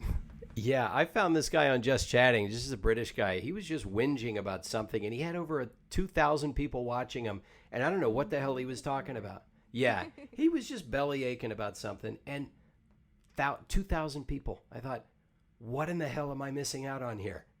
You know? So, yeah. Watching this man complain. Yeah, I'm thinking, does he have subs for this? Does he have cheers and donate. I guess he does. I mean, Good for him though. Whatever works. yeah, it's like, all right, fine. It's better than you grabbing a rifle and climbing a clock tower. So, get it out. Yeah. But, well, then this leads me to the next question. How do you, obviously, your stream is a good way for you to connect. Mm-hmm. And that's also, it's a good way to release tension. But how do you, aside from, let's say, your books, your movies, are there other ways that you relieve tension? Are you into meditation at all? I mean, we're all stuck in our houses now. So we've got to find ways to decompress. Mm-hmm. And do you have any tricks, any things that you do that maybe you'd recommend to some of your viewers because they're in the same circumstance? Running, listening to music, like doing general chores. Like I used to work at Starbucks, and something I would do was I would just like walk in a line one way and then walk in a line the other way to just like stimulate movement. Because like, you're on your feet most of the time when you're making drinks and you're being a barista, Yeah. You don't really have time to sit down. People just come, they want their drink. You have muscle memory. Like I guess for me, like I just kind of picked up the habit of just like pacing back and forth, like moving, Right. Just having that stimulation is really, really helpful. When you, I know you crazy kids today don't talk on the phone, you text each other, but whenever I'm on the phone, I pace. It's not easy for me to sit. Too. Yeah. Me too. Yeah. And it helps me think. It really helps me work through. Yeah.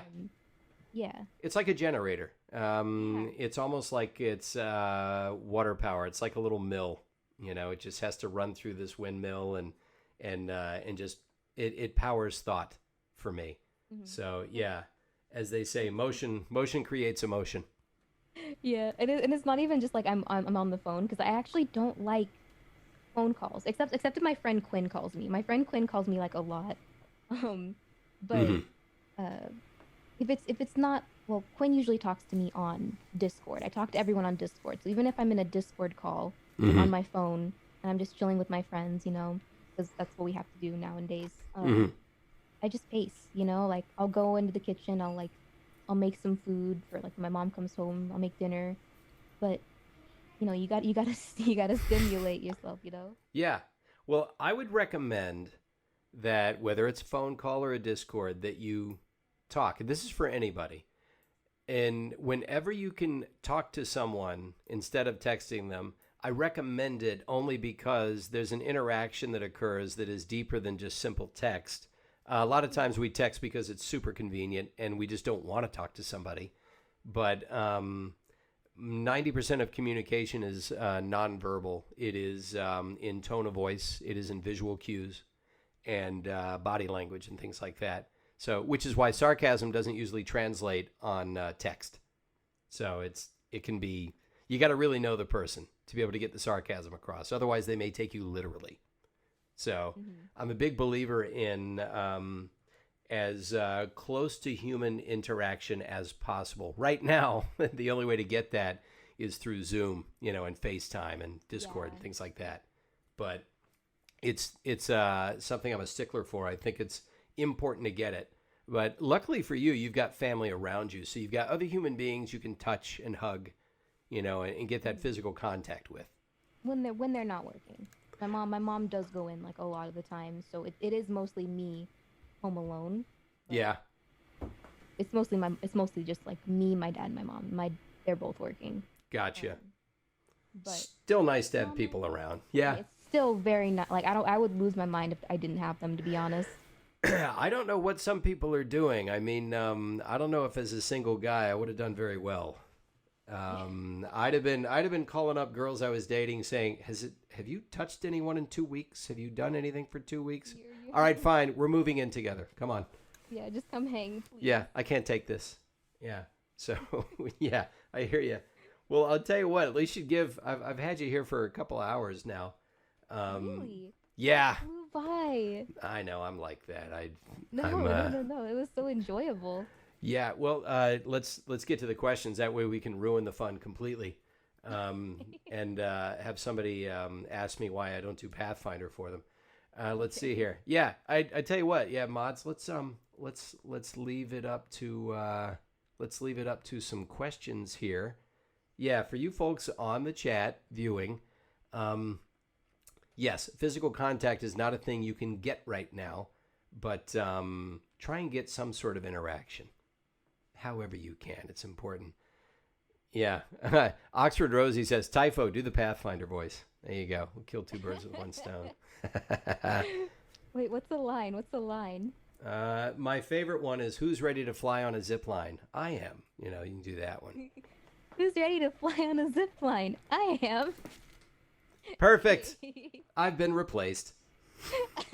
Hire me. Yeah. Okay. Nobody could do it like you. Well, thank God. Otherwise, I'd be out of a job. Yeah.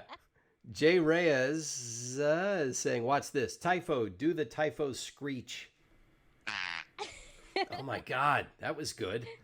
Yeah. That was from the back of the esophagus right there. Yeah, you got to roll with it. Yeah, I know. I couldn't do that if I tried. All right. Let's see. Yeah, if anybody's got, CSMC Merc, can you interview Zilbrad? I don't know. I guess we'll, you know. I think your mod got in touch with him because he did ask me, and Brad's interested. He wants to play with you. I think he's more interested. Yeah, I think he's more interested in squatting up than he is sitting for an interview. I don't know. Is he? Brad's personality. Is he jumpy? He doesn't like to sit still and answer questions.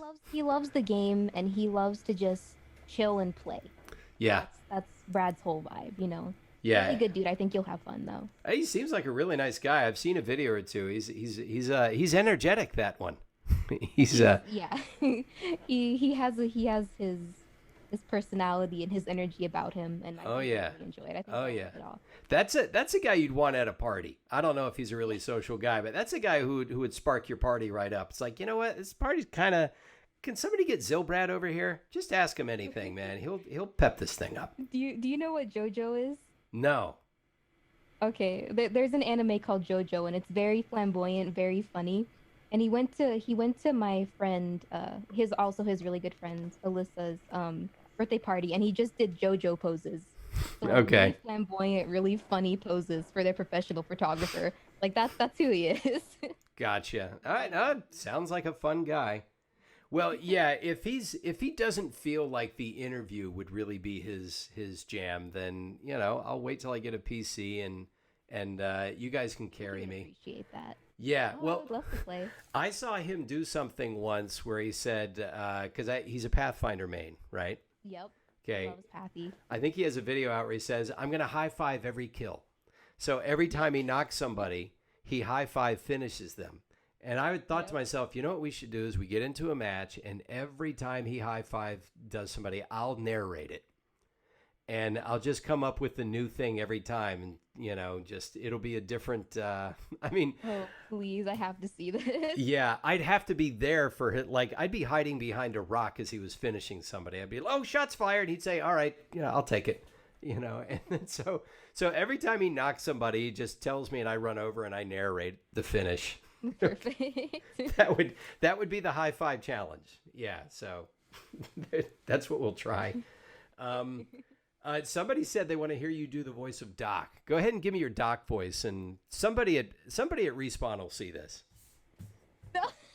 So somebody will notice. What would Doc sound like though? Let me see. I don't know Doc's background. Okay, well, the character. let's take a voice actor's approach. Doc has got to be. There's two ways you can play it. Doc could be exactly like Lifeline without the accent, but the same kind of personality, or Doc could be the exact opposite. Maybe Doc is tired and needs a break and is tired of rezzing people, and it's like, not this again. You know, you could play it so many different ways. But I have a feeling for you, Doc would be happy. Doc would be like a pediatrician talking to a 4-year-old before they gave him a lollipop or something. So, oh, do you have an ouchie? Okay, here's what we're going to do. Hey, can you look over here at this furry bunny? Okay, we're done. Something like that. Oh, you have a boo-boo? That's pretty pitiful. You need some healing? Come here. Don't worry about that green glow. Yeah. Yeah, I'll take care of it. Come here. Healing hugs. Okay, now go play. Okay, try not to get shot so much. Okay. All right. Somebody runs up and he disappears, and you're just like, "We'll be faster next time." Yeah. Fades. Now you have some. I think these must be your viewers because they're asking if you would do a caustic impression. Do you do like impressions of the other legends on your stream? Because people are now hitting you with these things. They're just asking me to. They always tell me that I could be a voice actor, but I would have to have the training. I would have to have. I would want so much experience before I could even fathom doing that. Because like they love my voice. Everybody said that they love my voice. I personally can't stand my voice, but now they're just wanting me to do it because I'm trying. You have I'm too embarrassed. No, you have a very pleasant timbre to your voice. It's nice and smooth, and it's very warm, and it's very sprightly. It's very bright, and cheerful. So and that's a comment on the physiology of your voice, and of course a comment on you and your personality. That's how it infuses your voice. Yeah. So yeah, look, anybody thinking about voice acting, obviously training helps. It's kind of like archaeology. Yeah, I really want to dig, and I got my own shovel. It's like, that's great. Now let's teach you how to do it. But I always tell anyone, whoever says so, there's no reason that you can't work at it, get into it, and make a ton of money and have fun. Because I did. Yay! Yeah, I did. I mean, it's different for everyone. Their experience is different. The jobs you book are different. But there's no reason why you can't get in and discover your niche. You never know. Yeah. Uh-huh. Yeah. Let's see. Somebody asked what your, I think Civ had it, one of my mods might have asked this. What's your favorite video game of all time? Like Apex notwithstanding, do you have a favorite video game ever? Favorite video game? Dragon Age Inquisition. Ah. I loved it a lot. I saw Allegra playing it the other day. Yeah? I was also, I think I had. I'm looking this up. It was after. I'm looking this one up. Dragon Age Inquisition. I'm trying to. Very good game. Yeah, I'm trying to verify something. What year did that one come out? Does anyone know? It was also a game that I got into very late, and I played it last year. I need to finish my playthrough of it, but. Is it from the last couple of years, or is it older? It was the year for 1 year. Okay. Inquisition. Does anyone know on the chat what year that was? Some people are saying 2014. Yeah, that's why it sort of rung a bell in my mind. Let me see. What year did Dragon Age Origins come out? That's the one I'm... Oh, yeah. Library. I wanted to play. That's why.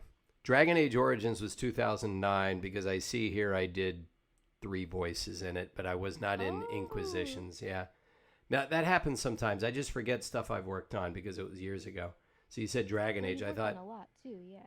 I've done a few things, but, I've been around. I've been around. Okay. Yeah. I hope you're in the next one, because I know that after Inquisition, where everybody's waiting for the next one, and it's super hyped up, but they had to delay it.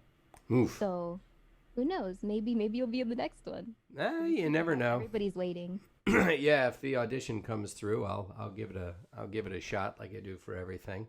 Yeah. Okay, Allegra was in that. Yeah, she was Josephine in Inquisition. Yeah. I love Allegra. I just that just piled on another love block in my little pile of love blocks. Oh yeah. She's done a lot. We squatted up last week and played Portal 2, and she does an eerily accurate AI voice. I mean, I don't know how she does it, because I can do a lot with my voice, and I can't do what she did. I thought, how are you doing that? She sounds like AI, and I just sound like, I don't know, an old creepy man right there. But she did a perfect AI voice, and it sounded like the one in Portal 2. Well, and super versatile too. Yeah, she is. She is absolutely. She's a really, really amazing voice actress. Oh yeah. We got a lot of those out there. Yeah. Well, anybody else have any other questions? Anything else they want to hit Miss Captain with? How did you come up with Captain Typho, by the way? That was the obvious question. I never asked it. Where does that come from? I've told it a couple times. It's actually pretty funny.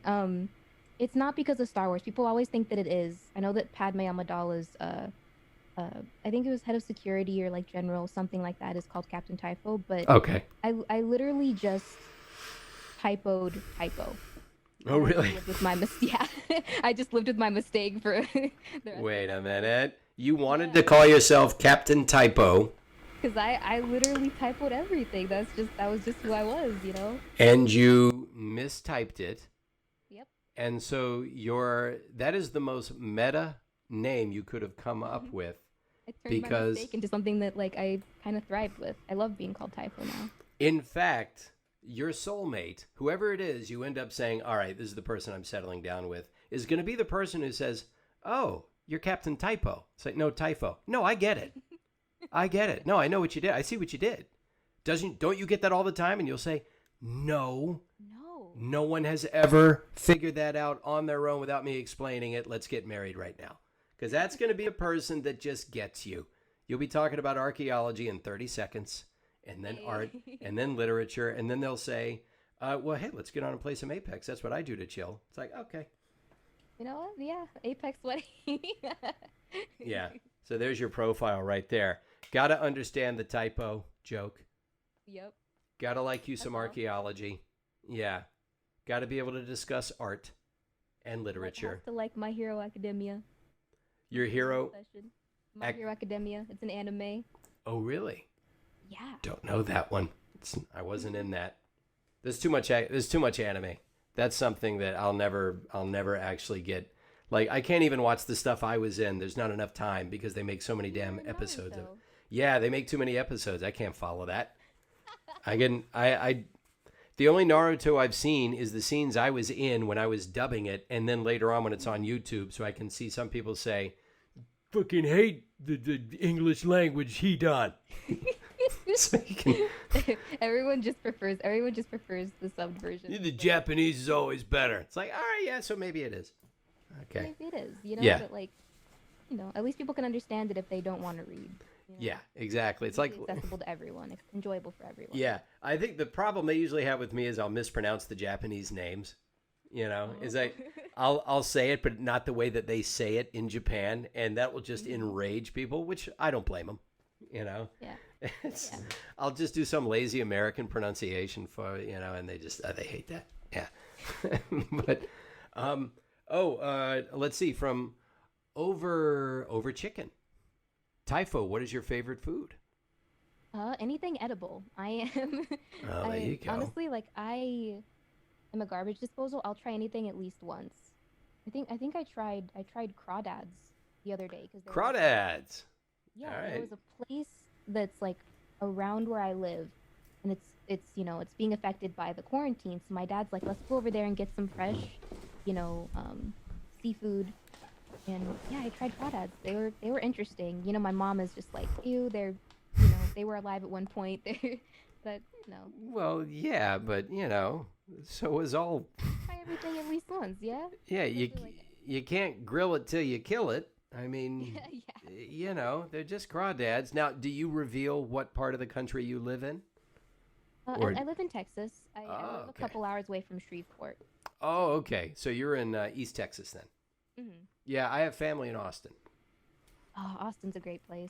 Yeah, and actually the Edgerly family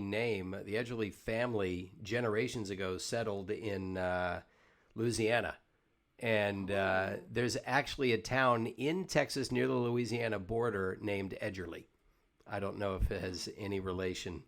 So Have you checked your background? yeah, my dad did the family tree, and he can trace our family name back to, I think 15th century Britain, like 1460 something, and then we came to the Americas in 1660 something in New Hampshire, and there was some diaspora there, and they ended up settling a lot in the South. And yeah, for a bit they lived in Louisiana, and then when the sugar refinery moved from Louisiana to Georgia, they went with it. So, yeah, that's the story. But crawdads, yeah, you can get some good seafood where you are, 'cause you're near the Gulf of Mexico. Mm-hmm. Yeah, you got to try it all. Seafood's the best. It really is.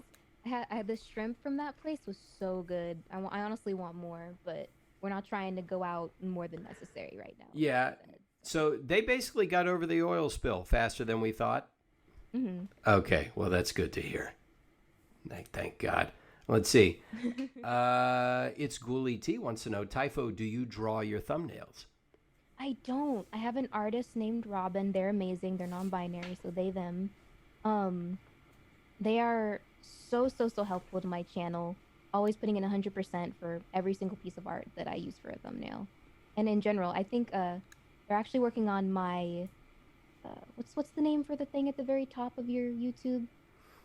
Um, The name. what, the I can't think banner of it, like I'm or drawing yeah, a banner. banner? Yeah. They're working on my YouTube banner. Okay. Yeah. Robin is a huge part of my channel, just like my editor Drew. Both of them are yeah, they're great. We're literally Gotcha. a team. Gotcha. It's funny. Oxford Rosie says, my brother just saw typho and said, is that a typo for typo? I know Oxford. Ox. I'm not marrying your brother Ox, no. Sorry. Hey, you made a good, that was a nice proposal there, Oxford Rosie. That was, you put in a solid, but sorry, it looks like it ain't happening. Ox, but no. Yeah. Okay. Entwined Moth wants to know, have you been to Whataburger, Typho? Yeah, I have one right down the street. It's decent. I like the fries. Yeah. Is there a I'm kind not of a a, big burger person. you're not a big burger person? Oh, Yeah, I've had a couple good burgers. Mhm. But I don't know. I don't consider myself a really big burger person. I'm not the biggest fan of red meat. Okay. Makes me a little bit sick because we mostly eat like turkey. Yeah. That. You doing the poultry and fish and chicken and things like that. Yeah. Yeah. I have red meat like maybe twice a month. I mean, I love it to death, but I do think that, yeah, you can overdo it. But man, one of the best ways to get that red meat is a big, juicy burger.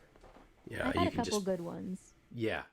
And you're in your 20s. This is your time to flirt with food. This is your time Oh, to I'm a major try. foodie. I'm not saying Yeah. I'm not, but Okay. So what is your, let's see, if you had to put together a meal, your death row meal, as they say, where there are no consequences. what did I do?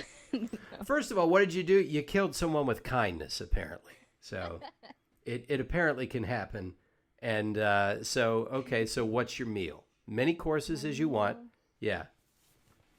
Uh, a big ol' Pizza Hut pizza with extra cheese and the Pizza Hut uh what's the there's like a brush that they do and it's like a sauce that they'll do over the crust. I like the Okay. Pizza Hut flavoring. All But right. it's the best pizza and it's so simple. Mm-hmm. I could eat an entire thing by myself. That's how I gained weight when I moved back to Texas. Yeah. You just ordering the pizza, just a cheese pizza with extra cheese and the Pizza Hut flavoring on the crust. All right. And then So there's your. Boston shake. Oh, I thought the pizza was the appetizer. Oh. If I'm getting everything I want, we'll be here for days. Yeah, if you're getting I'm everything, a it's like, major foodie. yeah, I'd have to have like a roll of Tums with mine and say, all right, part two's Yeah. coming. Yeah. Yep. Have 7 courses. all Yeah. Just like from different, you know. Do you ever Tacos. have the occasional adult beverage? Would you chase that with a cold beer? To be honest, I'm not a big drinker. I hate the taste of most alcohols. Like, I like sweet things, and so Okay. I just I wish I enjoyed the occasional adult beverage. It would make me feel a lot Nah. more grown up sometimes. But Nah, don't be in a hurry. Don't be in a I'm not big hurry. drinker. I take after my mom in that respect. I'm not a big drinker. Count yourself lucky. My 20s were my sport drinking years, so I don't, I didn't drink that much compared to my colleagues, but yeah, these days I have like 2-3 drinks a week, and it's usually a glass of wine on the weekend. So you're not missing anything. I'm just here to tell you. And yeah, like as far as sweet drinks, there's tons of them, but don't go down that road. You don't I heard need that to. they're death because they're like you might not taste it, but it's there and It's strong there. is usually the Yeah, and it's surrounded by sugar, so you're getting twice as dehydrated. You don't want that. No, you don't want that. Sure way to vomit, huh? Oh, yeah. Let's see. Rally Pie is asking, are you a cat or dog person? I My mom is a dog person. She has two dogs that are brothers. I am a cat person, I would say. I'm an animal person, but I think I swing on the side of cats. Okay. On the side of That are cats. sisters. She's Love them chosen her both. side. She's Yes. chosen her side. It's cats. I'm sorry if that's a disappointment to anyone. Yeah. Rerez77 wants to know if you have any tips for anyone interested in streaming. Just do it. I started out like I said, my first stream was a train wreck. I was so nervous. There were a lot of technical difficulties, but I did it. I improved. I learned new things every time I went live. So just do it. Yeah. Sound advice. Nothing to it but to do it. Hmm. Get out there. You'll make your mistakes and you'll learn from them, and then Yeah. it's better than over preparing. You know, there's not as much of a science to this as you think. It's Yeah. it's getting out there. Clang would like to know, what's your favorite voice actor performance from any video game, movie, anime, any other media? Voice acting. Weirdly enough, I think I really enjoy Caustic's voice, but I don't know who exactly it is. I've never gone down the route of looking into Caustic's voice. Oh, well, that's JB Blanc. I really enjoy Yeah. Caustic's voice. I think it's so rich. I really enjoy it.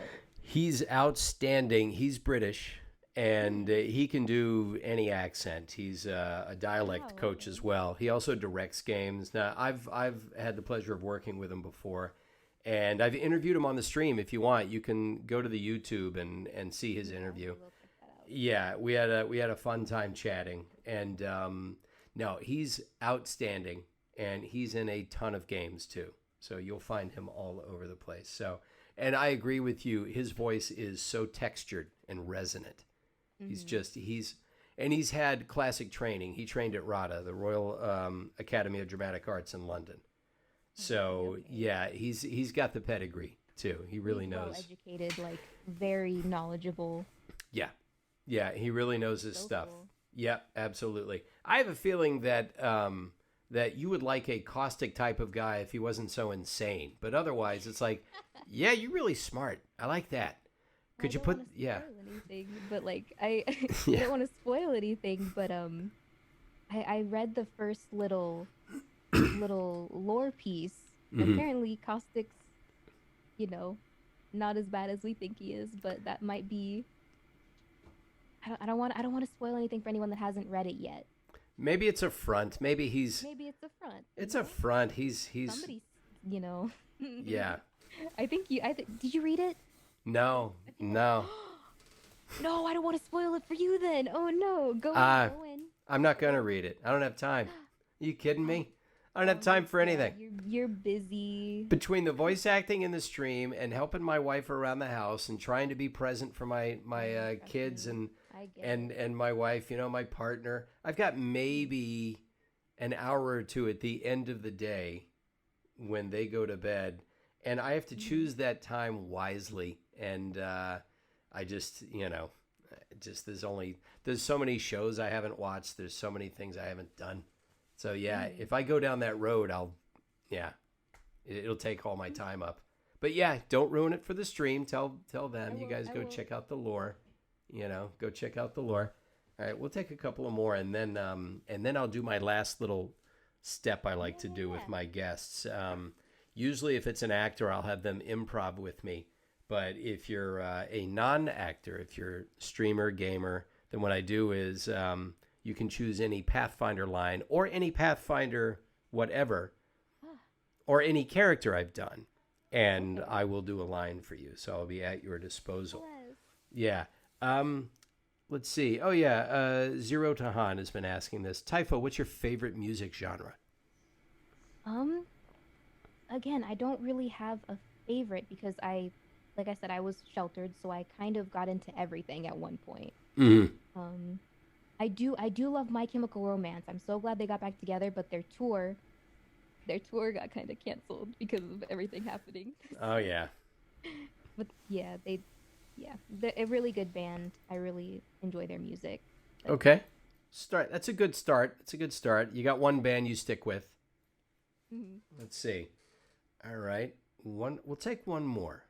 One more. Does anyone have anything else they want to throw out there before we let her go? Are you streaming today? I think I will. I'm feeling really energetic. Like after this is done, I kind of want to discuss how much fun I had. I kind of Oh, want to well, talk about great. my stream. Well, yeah, that'll be fun then. Yeah. Okay. Opons wants to know what your channel name is. How does Opons find your channel? Captain Typho on both YouTube and Twitch. Okay. Do you stream on both? Okay, no, you only stream on Twitch. You don't do YouTube Live or anything like that. No, no, no. Okay, gotcha. Yeah, I've been curious about YouTube Live.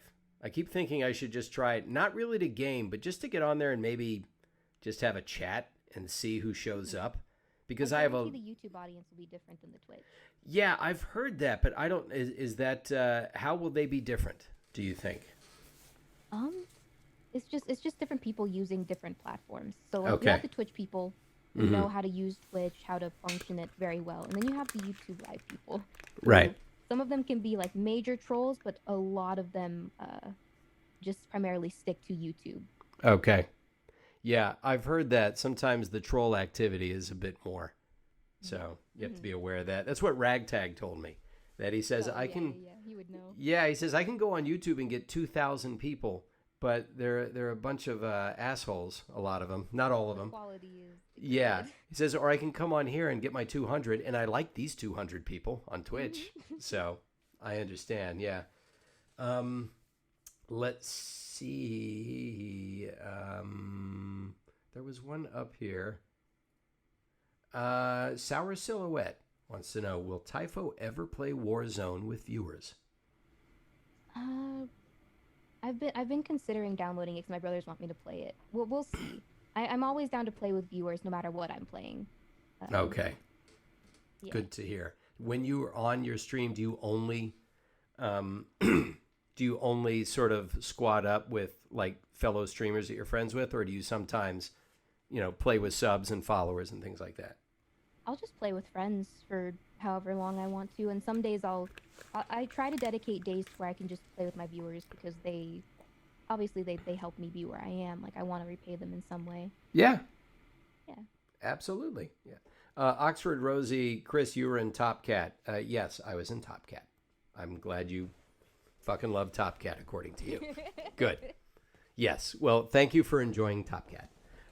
Okay. So, all right. I think that's plenty of questions, and it's been 2.5 hours now. So Really? yeah. Okay. Yeah. Well, time flies. Well, 2 hours and 15 minutes, more accurately, I think. But yes, you now get to command me to do whatever you want, Pathfinder or any of the other characters that you may or may not know about that I've done. I'm at your disposal. I can say what you like. Just keeping in mind, of course, that Pathfinder does not curse. So, Yes. I don't roast and I don't curse as Pathfinder. So, Bless. up to you. Pretty boy. Yeah, otherwise up to you. Okay. Do you know the "I'm happy" line? I don't know the full one, but I really enjoy it when he says it. Oh, I think it's I may be smiling, but that's because I'm happy. Yes. Okay. That one. I'll throw your name in. Okay. Say, I may be smiling, but it's because I'm happy. I get to talk to Captain Typho. Yay. I screwed it. Let me give you a take two because I kind of hitched on that. I may be smiling, but that's because I'm happy because I get to hang out with Captain Typho. High five. Yeah. There you go. Everybody. Captain Typho was here. Wasn't this great? See? And you actually were slightly nervous. Oh, come on. No. I didn't even sleep last night. I was like, oh no. Really? I did wake up a couple times feeling a little bit nervous and Nah. really anxious towards the start. But Nah, this is not the stream to lose sleep over. Yeah, not at all. No, not at all. fun. Well, I certainly had a great time hanging out with you. And like I say with a lot of my guests, I feel like we could have just kept talking. Especially the archaeology bit, but I think I would have been bleeding viewers at that point because they want to hear about Apex. They do. Yeah. Yeah, I know. Or game stuff. So I understand. So this has been awesome. And when I get my PC, I will reach out and we'll I can't wait to play. if Zilbrad still wants to carry me like I got a handle on my back, you two together, sure. Yes, You know, 100%. we'll do it. I'll narrate his Pathfinder kills if he wants. So yeah. All right. So this has been wonderful. And okay, so folks, you can find Typho on YouTube and on Twitch both times, Captain Typho. So that's where you're going to find her. So I want you guys to check out her content, check out her, because if this pandemic is getting to you, if this lockdown is getting to you, then you need some positive vibes. And she's where you need to go to get them. She's a bank of positive vibes, and the withdrawals are unlimited, and there's no charge. So there you go. And in the Thank you so much for meantime, having me. it's my pleasure. It's my pleasure.